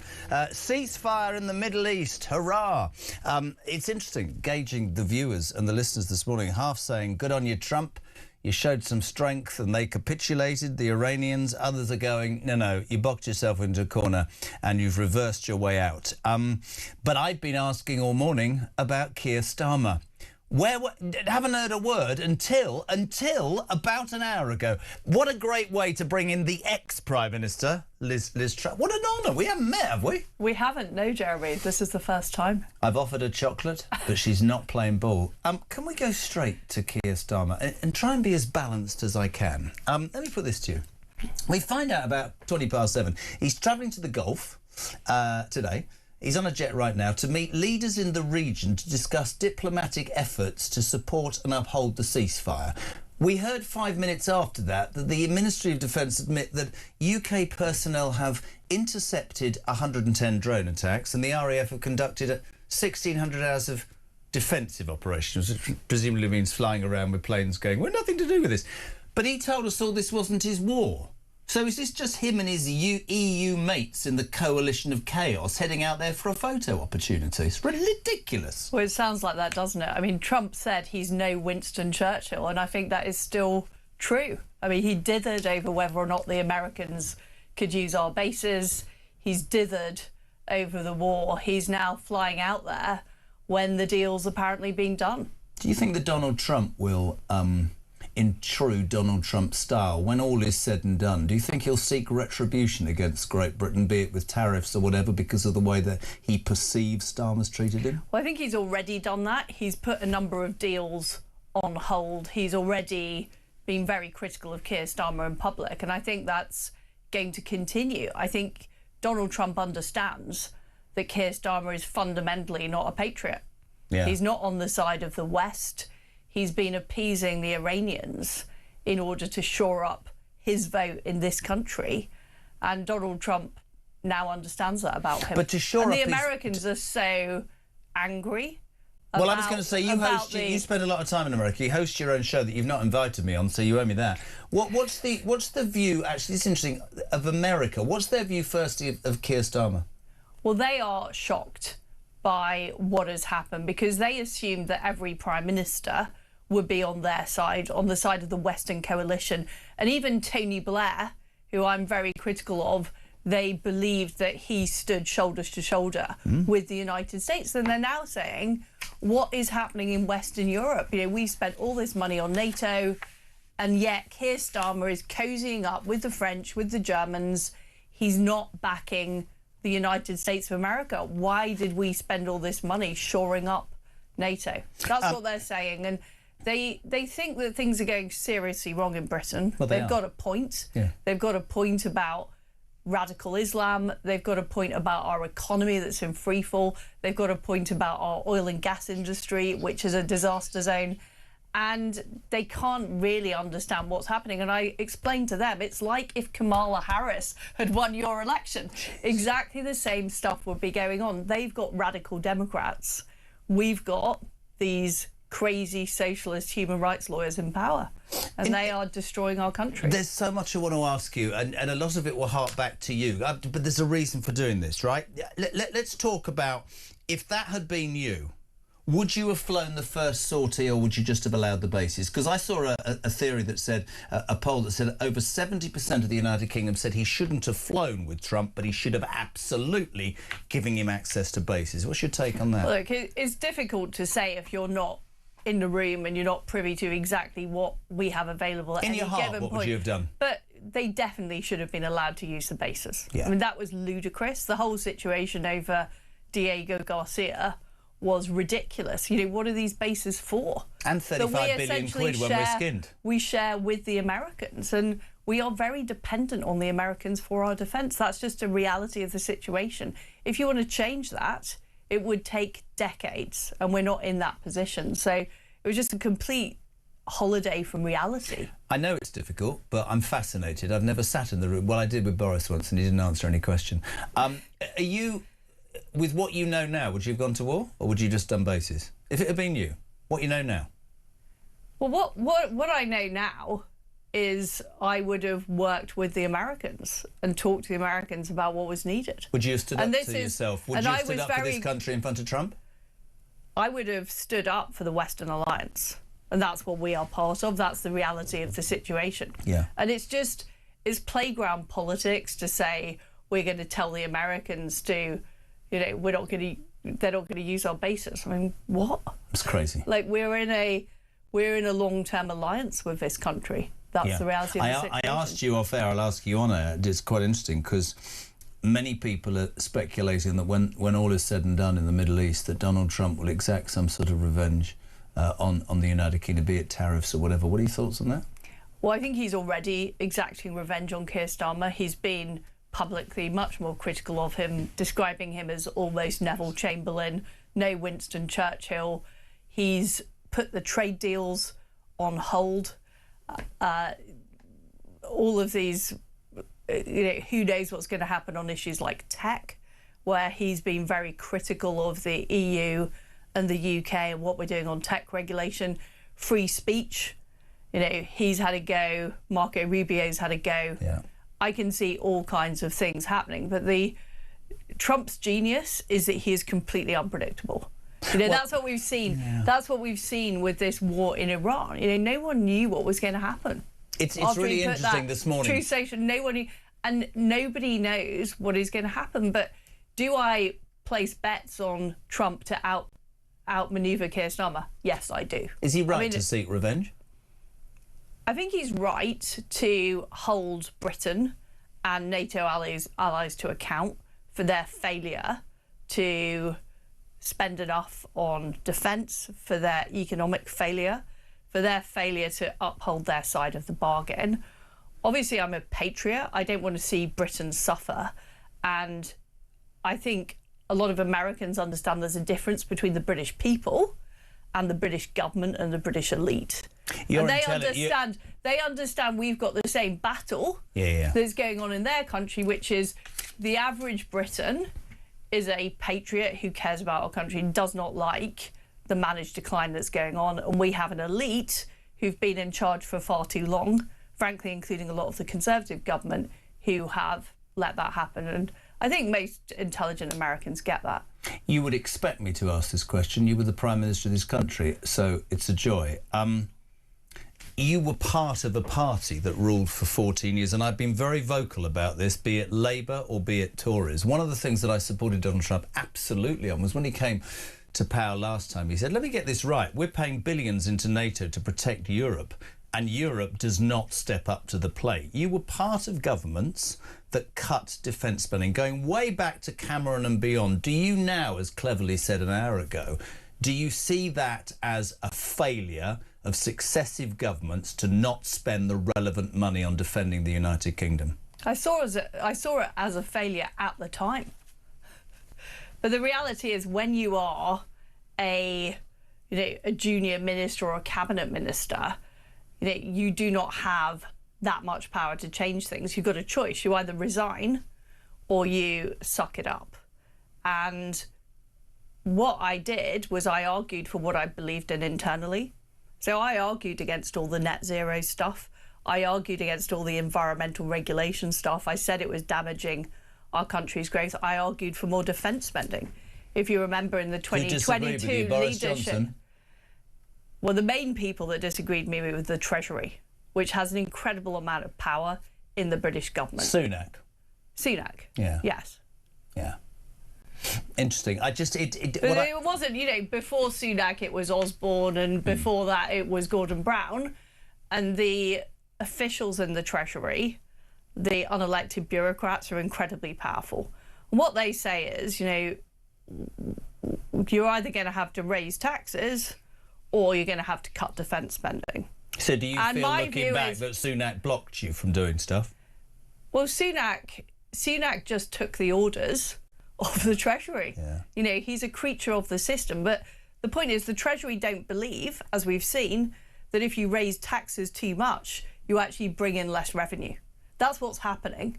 So we're killing economic growth, we're bringing in less revenue. So it's a vicious cycle of higher taxes, lower defence spending, more welfare spending. The Treasury also believe in mass migration, which is why you'll have to bear with me. This is what I don't... Hear me out. Don't laugh at me, because I'm enjoying the chat, right? So you are the elected MP who becomes a cabinet minister, who gets voted in to be the Prime Minister of this country, right? Yeah. The highest accolade. Just bear with me. And some mandarin who's paid by me, the taxpayer, can force the hand of a democratically elected cabinet minister or prime minister because they've got an ideology, and we allow this to continue. That's outrageous. Yes, it is outrageous. So Nigel Farage is right. They have to go. It is outrageous. And I don't believe Nigel Farage has actually said they've had to go. He said he's going to deal with the blob. If you look at what happened when I was Prime Minister, I wanted to restrain welfare spending. I wanted to get fracking. I wanted to license all the oil and gas in the North Sea. Everything I we'd believe have in. cheaper energy. Everything I believe in. I wanted to not raise taxes because I understood that if we raised taxes too much, it would kill business in our country. What happened? The day before that budget was announced, the Governor of the Bank of England announced the sale of £40 billion worth of government gilts, which queered the market. So, and I didn't know anything about that. So that's an unelected official making a decision which created market chaos, which he then blamed on me. How did you feel at that moment when you realised he'd done that? What do you think? Is there any way back? I didn't realise he'd done it until the following week. And what had happened as well was that they'd failed to regulate the pensions industry. They'd all bet on interest rates being low for a very long time. But this is what happened. And all of these things I'm saying, you know, the Bank of England have never denied any of this. They've never denied that they announced the sale of gilts. They actually admitted that 2/3 of all of that market chaos was down to them and their failure to regulate LDIs. And yet the finger gets pointed at me. And Can I ask you a question? That kind of exposed to me just how rotten it is, because what I thought, Jeremy, is when I was a junior minister, when I was in the cabinet, I thought, well, OK, fair enough. David Cameron's calling the shots or Boris Johnson's calling the shots. That's fair enough. They're the Prime Minister. I thought, if I get to that job, I can call the shots. I then discovered, actually, I can't, because there are people there determined to continue with the same failed ideology. And I don't... God, she speaks more than me. Hear me out. Hear me out, I've please. got my own show, by the way, the Liz Truss Show, which... Yeah, well, I haven't been invited on it. Why am I keep promoting that? Why haven't you invited me? I invite you now. I invite you now. I will most definitely come on the Liz Truss. I'll give you some chocolate, Jeremy, if nice. you come on. I don't want it to... I'm not making... It fascinates me. Just treat me like a bit of a geek, because everything you've said I agree with. The critics would say it was too quick, you were out of your depth. Hear me out. You're telling me that the system, right... I mean, I remember, let me just say this, the Rwanda thing I thought was OK, but too little too late. And I remember about 1.5 years ago, 2 years ago, coming into work one day and reading that a bunch of civil servants in the Home Office who I'm paying tax for to work didn't like the policy of a democratically elected government, so they used more taxpayers' money to get a lawyer to sue their own government. I remember thinking, that's fundamentally wrong. For you... When that moment, just share with me this a minute. You've got the job, the highest job in the land. You've got an agenda. You're saying stuff that makes sense. And in fact, what I hear a lot about you is brilliant ideas, maybe a bit too quick, spooked people. But hear me out. When you sat there and the realisation that your plans, that job, the Treasury, everything, what was that moment like? When you realised that you'd been done by the system? I mean, at the time... Because they had created this chaos, and you're saying that some people said I acted too quickly, but the point is this is the narrative they created. Absolutely. They created this deliberate narrative of, you know, she's got the wrong ideas, she's done things too quickly, it's chaotic. No, it wasn't. The Chancellor announced a perfectly sensible budget which would have delivered improved economic growth. The point is they didn't like it. Yeah. Because they wanted But your realisation, as Prime Minister, sat in your room, whether or not the man... It was a gradual realisation. And some of these things I'm telling you, Jeremy, I only found out once I'd left office. Really? Because I didn't have time to properly investigate it. Did Graham Brady come and knock in? Well, he did. Is that true? The grey suits come and say it's up? Well, what happened was you had this market chaos which was created by the Bank of England. You know, they stoked it, they blamed me. There were lots of Conservative MPs who didn't want me to get elected in the first place. They backed Rishi Sunak. They were essentially Conservatives in name only who wanted to pursue all these policies like mass migration, net zero, etc., etc. So I had two different forces I was fighting. You know, one was the permanent bureaucracy, the blob, and the other was people in the Conservative Party who didn't actually support Conservative policies.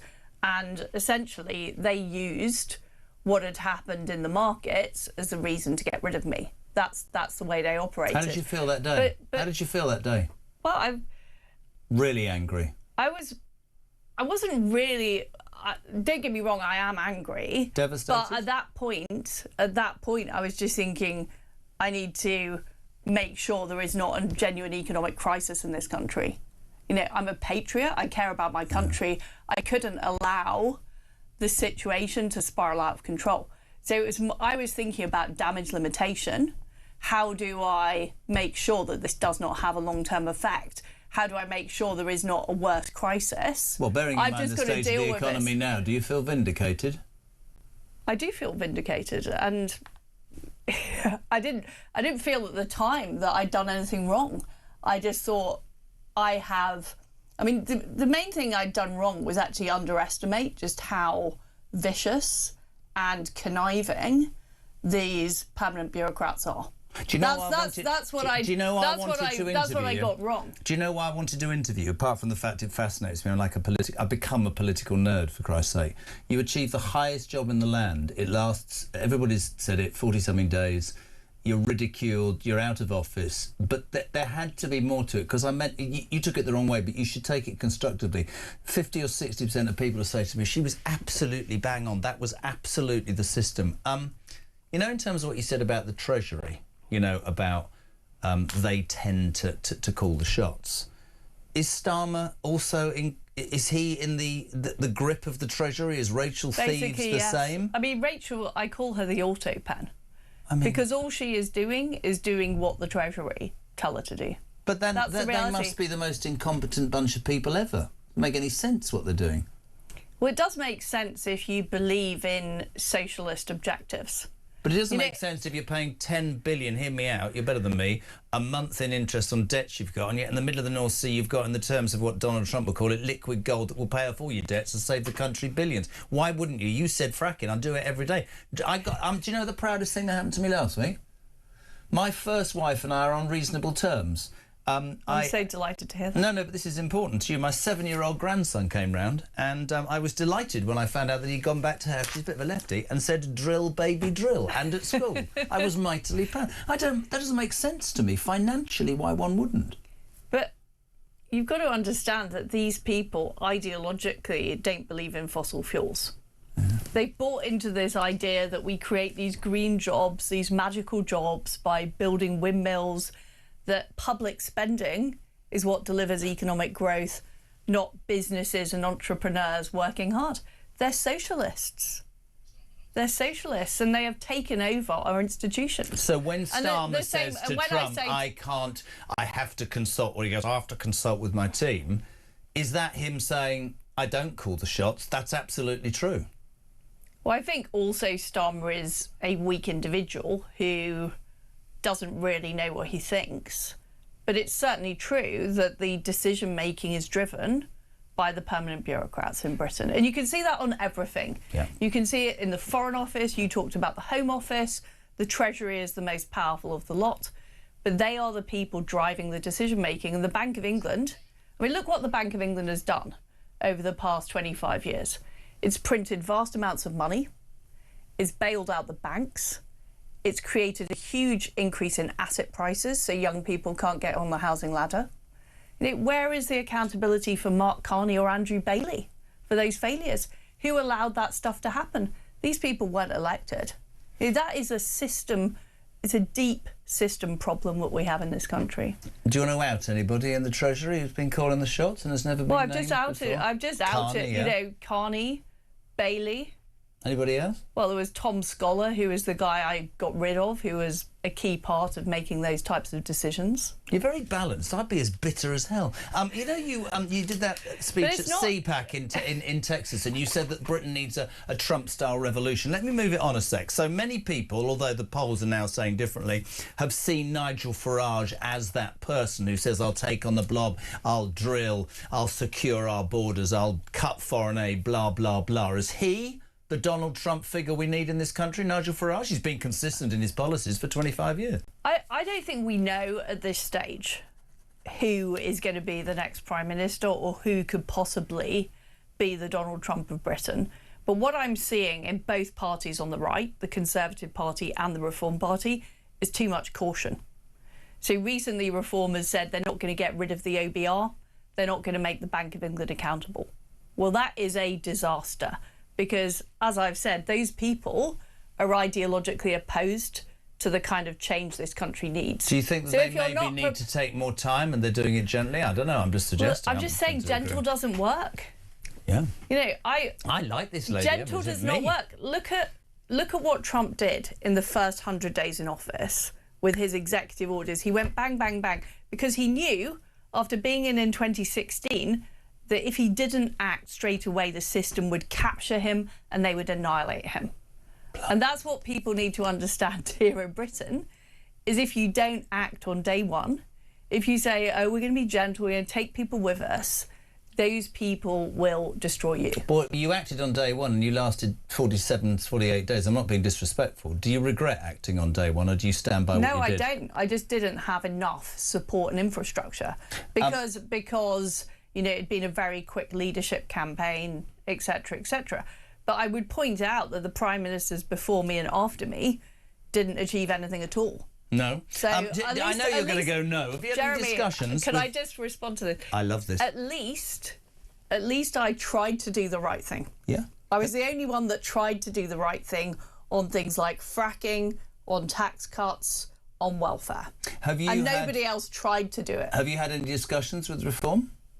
I talk to all of the parties all of the time, and the CPAC GB conference that we're going to be hosting in July is going to have people from all parties and none, because I think... Tell us about CPAC for people listening. The problems in Britain are deeper than just the political parties. We need a mass movement that wants to change the country, and it has to be everybody from the free speech advocates to the Bitcoiners. We need everybody to get behind a movement to actually take on the blob that has been ruining our country. So for me, it's not just about the political party, it's about the ideas, it's about the movement. That is what CPAC is about. It's going to be a big conference in London in July. People can sign up for tickets at cpac.org. I'm helping organise it. But I wouldn't describe myself as the host. Who's hosting it? I'm up for the gig. Oh, well, there we are, Jeremy. You consider yourself booked. There you are. So that's a few extra bars of chocolate for you. What's it? Sorry, is that because I've got a pathetic... Look at that, a healthy protein bar. Do you want it? I certainly don't. Now I've found out it's a protein bar, I definitely don't want it. Kemi Badenoch, what do you make of her job she's doing? I describe her as the right person at the wrong time. Thoughts? I think I'd say the same thing about Kemi as I've just said about Reform, which is... This country's in serious trouble. We need bold leadership, and I'm not seeing the level of boldness for the problems we're facing. I'm seeing too much status quoism. And you know, people in Britain are so angry and so fed up with the status quo. And they say that, do you know the word they use to me every day more than anything? It's unfair. It's unfair. The jam's just about managing. I go to work, I get up, I pay my taxes, I look after my kids, I'm saving, but I can't save. I'm really, really struggling to pay my bills. People are coming to this country and getting treated better. People who commit crime can go into a supermarket and steal stuff and the police are nowhere to be seen. That sense of unfairness. The final question... It is unfair. And it is unfair. What has happened is Tony Blair passed the Human Rights Act in 1997. And essentially that gave the same human rights to criminals as victims. It gave the same human rights to illegal immigrants as British citizens. And we've been living with it ever since. We've got a human rights lawyer in charge. And people know it's unfair. Fundamentally unfair. People who listen to this, all 11 of them, know that I'm a severe royalist. My old man was the Queen Mother's private secretary. So I was reading an extract the other day. Whatever happened to you, you were one of the last people to see the amazing Queen Elizabeth before she passed. That must have been incredible, going to Balmoral and being the last person ever to, be given the roles of office by the late Queen. Well, I didn't know I was the last at the time. I remember your face when they told you in your ear in the Commons as well. It was awful, absolutely awful, because she'd been so lively and so knowledgeable and so on it, just 2 days before. Take me through that Balmoral meeting. How was she? So the whole thing had been quite surreal because the weather was very bad, so we had to fly in during a storm through a small eye in the clouds, and we had to you know, it was driving rain. So were you it was and all Johnson quite- in different planes? Or We did you- were. He Not separate ends in of the case plane. one of us went down. But she, you know, she made a real effort to stand up, even though she was very ill at the time. We had a great conversation, and then she said, "I'll see you next week." So I thought nothing of. I had no idea. Take me through that moment in the Commons. You're on the front bench and somebody comes and whispers in your ear. It reminded me, I have to say, of when George W. Bush had the person whisper in their ear at 9/11. Well, I think we realised that things were getting worse when she hadn't turned up for the Privy Council meeting, which we were having online the day before. But we were still very focused on delivering all the policies that I'd promised during the leadership election, and then it just sort of went. It was shocking. Did moment. they tell me to get lost? Did they tell you she died in your ear at that moment, or she was at the point of no return? No, it was just all that I heard was it's getting a lot worse. You need to leave. But it was clear. Yeah. You know, when I saw her out Balmoral, I was thinking, you know, we've got months, and then it was maybe we've got days, and then at that point it was this is hours. Can you reveal anything she said to you now she's passed that you've never revealed before? Well, I've said broadly what she said to me at the meeting. We had a good discussion. She talked about, you know, she did say, take your time. Wow. Did she? Well, you listened to that then, Trusty, didn't you? Can I say, though, in total respect to you, and I mean this, we've never met before, you were given such a load of whatever, and it's fascinating hearing your story. You did pack in to those, was it 46 or 48 days? 49 days. Oh, sorry, I did you out of 3. 7 weeks. You did pack in an extraordinary amount. The last Prime Minister to be given the rolls of office by Her Majesty the Queen, the funeral, everything, a coup, the Treasury. Just a question, why didn't you take your pension and just sit in Norfolk and relax? Why are you on this mission to, you know, you talked about it, a movement, which I thoroughly agree with you, by the way, absolutely. Why didn't you just disappear? Because I learnt so much in that time. So in my 10 years as a minister beforehand, I'd understood that we had a problem with the blob. I'd understood that the civil service were intransigent. I did not know the extent to which they were actually calling the shots. And that's what I discovered in my time at number 10 Downing Street, is the elected Prime Minister is not the most powerful person in the country. Wow. And that makes me very, very determined to change this system. And the problem a lot of people have is they don't understand this before they go into office. So they go into office expecting that they will be able to change things. Can anybody change it? Can anybody change it? You need to have the prior knowledge. This is what Trump showed us with the 2016. He had the prior knowledge, so he went in with a shock and awe plan on day one. And that's what any future Prime Minister needs to have. But what Trump had, which is what I didn't have, is he had a movement backing him. He had it started with a Tea Party, it became the MAGA movement. That is not there in Britain. So people are frustrated and they think everything's unfair and the country is in terminal decline. But I don't think they quite understand exactly how rotten the system is. And that is what, you know, I feel like I've got this knowledge now about how it works and I'm going to use that. Final question, an absolute pleasure, I mean that. What a piece of advice, this is brilliant. What piece of advice would you give our current Prime Minister who's on his way to the Gulf to laud a ceasefire of war he's not involved in? I would just say he ought to be staying in the country more rather than pretending that he's got a role in issues like the Gulf. Think he's out of his depth, Liz? I think he went in expecting that he would have this smooth running machine and it was just the Conservatives who were incompetent and evil, and that simply by making sensible decisions every day it would all be fine. And I think he's discovered that is not true.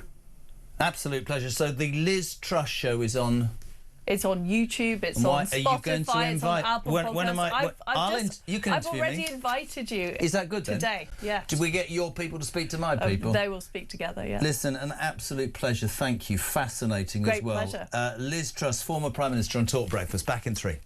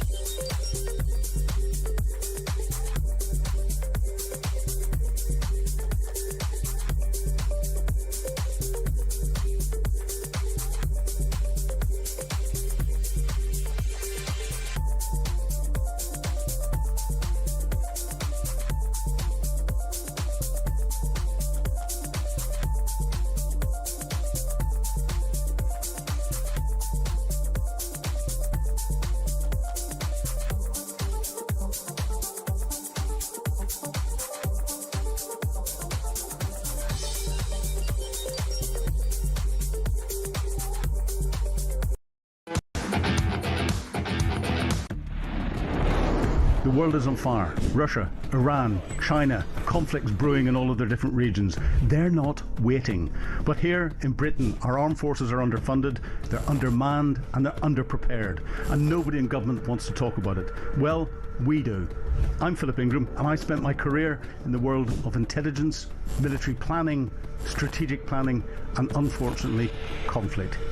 This is Talk War, and this is where we analyse the conflicts shaping our world.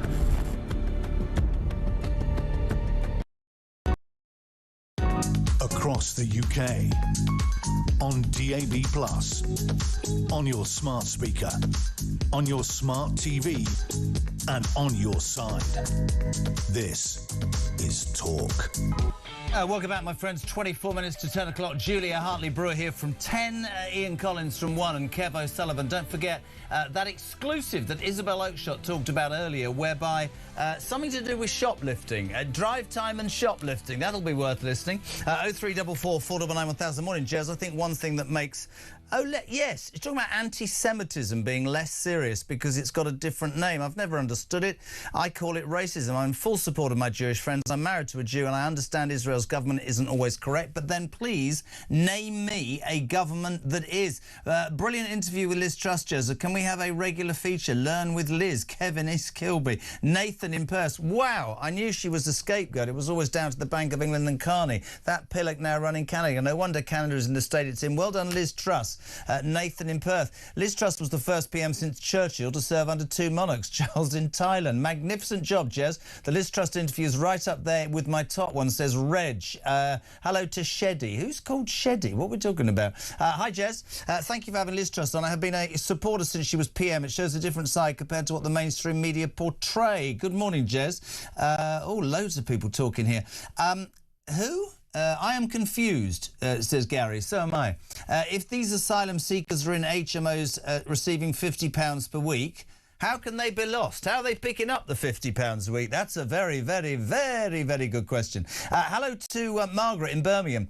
JK, what a hypocrite Starmer is. He wants the photo in terms of going to the Middle East because of apparently, you know, what's it called, the cessation of things. He wants the photo. I think Trump should tell him to do one because he said it wasn't our war and we weren't involved. Resign now. Never hear Keir. Lots of anger about Keir Starmer this morning. Morning, Jez. Starmer, the EU, the UN and the West has let Donald J. Trump down big time and they will pay. Chris says the way this country's going, fuel tax, cost of living, when does the ECR jar kick in for the British people? Good point. 034 499 1000. Let's go. I love this lady. Very good to have her on. Royal Bug for Angela Levin. Good morning. Good morning. How are you? Fine, thank you. Lovely sunny day. Marvellous. Sun is out, the sky is blue. No, there was a rhyme there. Angela, Yes. so after months and months of debate about the situation, the King will be visiting America. We know that the relationship between Keir Starmer and Donald Trump is at an all-time low. The King... Is he being fed to the wolves, or would he do what he always does and do it in the right way for the people of Great Britain? He does it in the right way. He's so experienced of doing this that he knows exactly how to talk to people. He's gone before the difficult cases. He was going to France, he was going to Germany after he became a king, and it was all rather unpleasant at the moment. And he just makes people feel calm and warm, and he does that very well. I mean, he's been doing it for such a long time, and he's been waiting to actually show how good he is. So here we are. I don't doubt him for a moment, actually. It's really interesting because many people are speculating as to maybe what will happen is Trump will embarrass the King by mentioning Starmer. I don't think that's Trump's style at all. I think Trump's probably more royalist than most royalists in this country. We know the story, of course, about his mother from Scotland, and you could tell on those two state visits, Angela, just how important it was to him. I think he'll absolutely lap up the King's attention and Queen Camilla, and the minute the plane takes off, he'll probably lay into Starmer.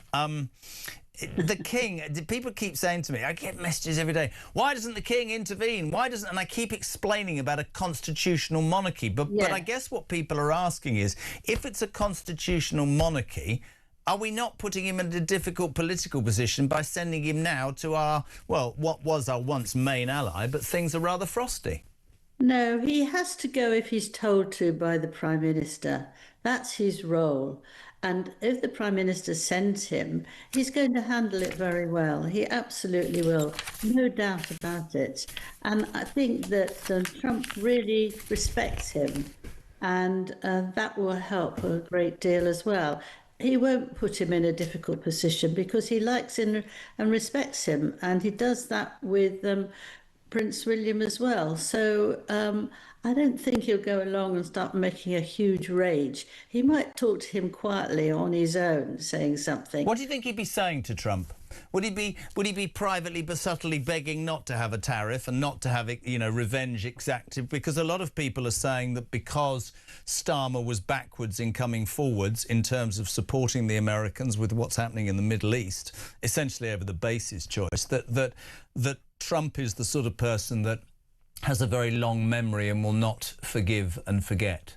Yes. Well, I think that the King has had this many times before, and he will know how to side round it, I mean, I think I could, if somebody says something very rude about someone who you're working for, you're not going to say, yes, absolutely, I agree. You'd say, well, they work very hard, they do sometimes, it'll all get better. You wouldn't actually, if you wanted to do well, you wouldn't agree, and then you've got something really difficult to hang around your neck that you're not saying the right thing. How can we do a part, me and Mrs. Levin, unless we mention Harry and Meghan? There's a story out today. Good God. Harry and Meghan warned over plan to fix royal feud. There is still tension between the two sides. No way! Although it's clear the Sussex's team is in contact with Buckingham Palace. I'm really cynical about this. I'm convinced that Harry is using his father's illness to try and worm his way back in because he knows the minute his brother becomes king, he's losing his title and every bit of adulation. Am I right or am I wrong? You're absolutely right. But let me tell you something I read this morning of what Harry said in 2023. My wife saved me from miserable, awful and suffering royal family. That's what he said? To go back. That's what he said. Yes, it's printed. I checked it out. So here we are. You have proof that he's actually doing it for different purposes than actually to enjoy his family. I mean, I would understand it, right? Let's lay it on the ground. Let's say the king is iller than we think and has a shorter life expectancy than anybody knows. I would understand a son who would want to put aside whatever gripe or whatever problems there's been to have a relationship with his father, but it's too public. For them, it's all about the publicity. It's all about seeing to be getting back to a position they were once in before. And that, for me, is the most annoying thing, that it's always driven by trying to get a reaction. If I was in that position, I would contact my dad privately. I would do it privately, Angela. No, but he's known his father's not been well for a long time, and he's been shouting at him, he's been swearing at him, he's been appalling with him. So why do that when you know your father's really ill? It's absolutely, he doesn't want to do that. He wants to please his wife. Those are his motives, just to please the wife, yeah? Yeah, they can do that, so they can look around and then they can sell that and say what they saw and what it was like and how the king was. They wouldn't make money out of it. The other thing, they will never fit in with the royal family now, never. They've been away for 6 years. He hated it when he was there. Meghan absolutely hated it, and she kept trying to run in front of Catherine because she didn't want to go behind them, because Harry said she was much better than Catherine because she was, self-made. That's what he went and told the Queen. So he's not interested in that. And they just want to get enough material because then nobody wants to work with them anymore. I mean, that's true. But also, if you were the royal family, you wouldn't believe that anything that was said to you wouldn't be out in the public domain within a heartbeat, which is, I think, really, really relevant as well. So there's no trust. And the other thing is, maybe I'm being unfair when I say this, but surely any sort of partner, husband or wife, if you knew that your other half's parent or parents were ill, you'd want them to make it up. You'd want them to go and visit. You'd want them to be able to put that to rest, wouldn't you? Well, of course, she's tried to destroy everything, though, hasn't she? From the start, she's tried to destroy it. And also when they did the interview with Oprah, a lot of the things they said were absolute lies.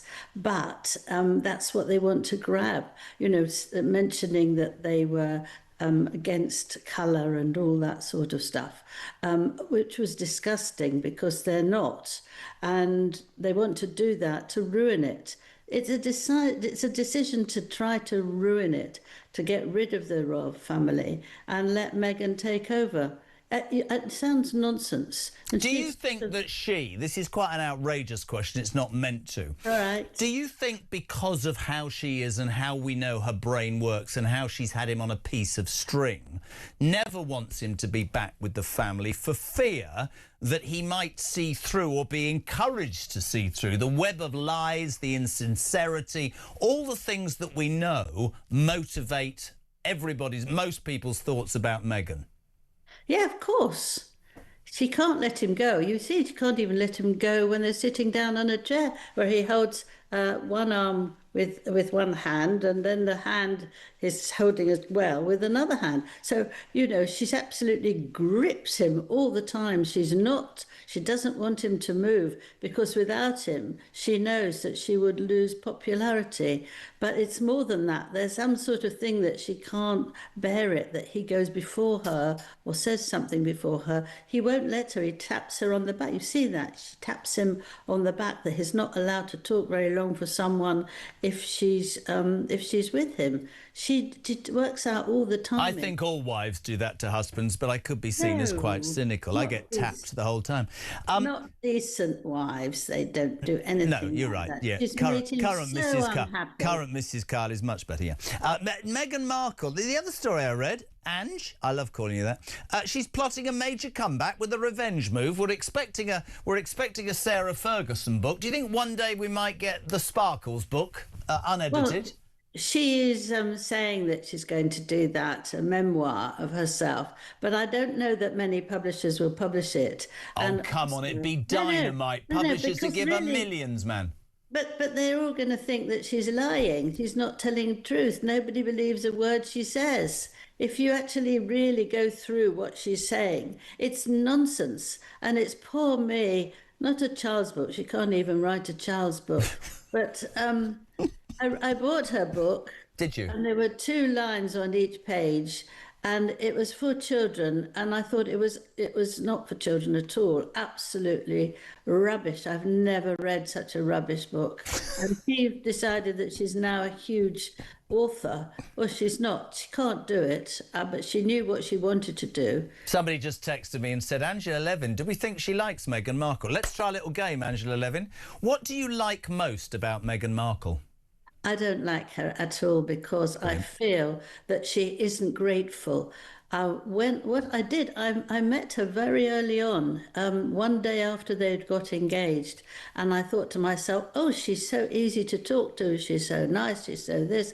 But actually, when she went in and pushed Harry out the way and spoke to some charity people, this was the first day they'd gone out. After the engagement, they weren't married or anything like that. She pushed him out the way she wanted to be there. And I thought, uh-oh, Angela, stay back. You know, it's very difficult. The next thing that really got me down by her was that when she said that she hated the wedding, £32 million, because it was all phony. It was for the public. Sorry, it was what? What does she call it? Phony? It was phony because she invited people from Hollywood she'd never met. Yes, no, but she then said that she wanted that got married with Harry beforehand. Oh, yes, she did, didn't she? She said we did it. Do you remember privately. that? Yeah, that was the Archbishop. And the poor Archbishop had to make a statement to say, well, no, this was not true. I did not do this. I cannot make somebody give them a wedding in 1 week. No, I'm so sorry. And I can't do that because there was nobody there who saw it. I can't do that because nothing was signed. Please, poor man. And she was doing that she felt it was for just ordinary people. What was really important was to be with Harry and to get him there. And I think I thought that was so disgusting. Just before you go, I read something at the weekend that said that when her father couldn't come, and we won't get into all of Thomas Markle, that the King very kindly offered to walk her up the aisle, yes. And she only wanted to meet him halfway because she didn't want the attention taken off her. There we are. Then you don't need me to say that. Yes, I do. I'd miss you. It'd be like losing a leg. We need you every day. Angela, thank you, my darling. What are you up to today? Anything exciting? Oh, no, nothing excited, but I'll try and make it exciting. Good girl. We'll have to go out to lunch and have a drink or 3. Thank you very much indeed. Angela Levin on Talk Breakfast. What is it, 9 minutes to 10? 9 minutes away from Julie. We're back in 3.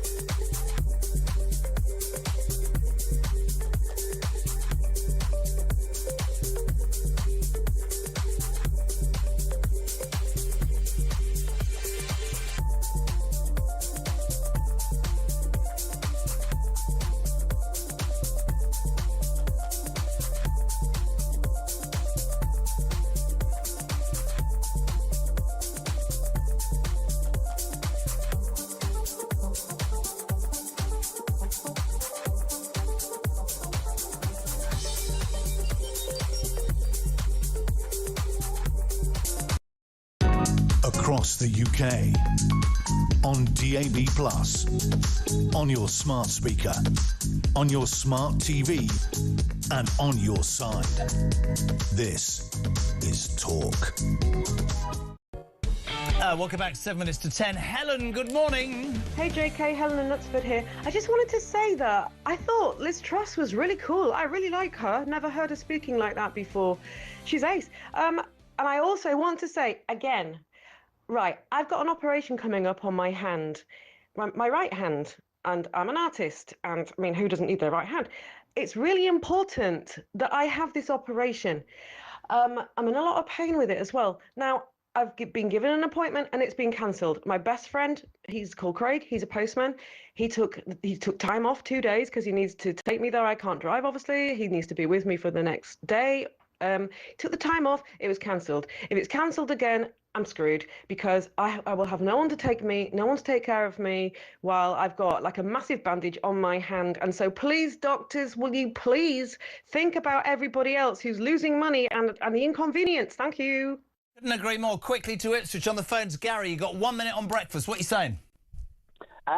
Liz Truss admitted that our country is being run by faceless bureaucrats and bankers and the ruling elite. We don't live in a democracy. We live in a country which is governed by people with self-interest and they're not for the interests of the people. The fact that the members of the Conservative Party voted for Liz Truss as their leader and Sunak came in, voted for by the 1922 committee, it just reeks of we are stuffed. The country is finished. Mate, thank you for your call. I have to say, great response to that interview, Liz Truss. Clay Walker, Chris, loved it.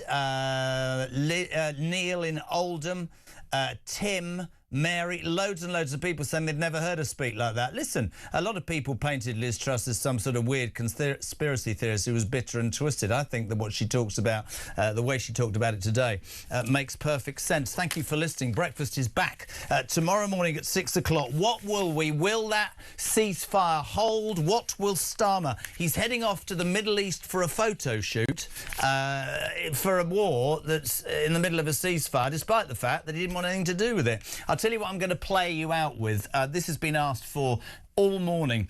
At 6:20 this morning, we spoke to Professor Gwythian Prinz, a former advisor to the Ministry of Defence, NATO and the United Nations.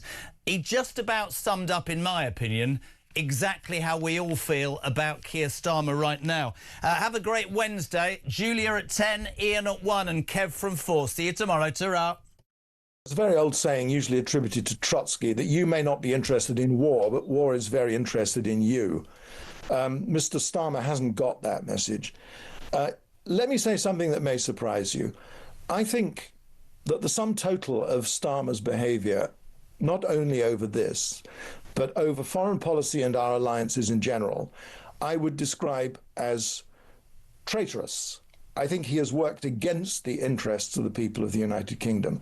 He has trashed our most important alliance. He has let down our friends in the free world. He is letting down the Japanese over the joint program which we have to build a fighter airplane, and I'm sure he's about to let down the Australians over the submarine program. It is an utter disgrace, and as your colleague Samara pointed out, we are now in a situation where we are spending on hyper welfare, I suppose I would call it. The current budget that is being spent combined on the National Health Service, the Nationalised Health Service, on welfare and on the interest payments on the borrowing of the country is 7 times the defence budget.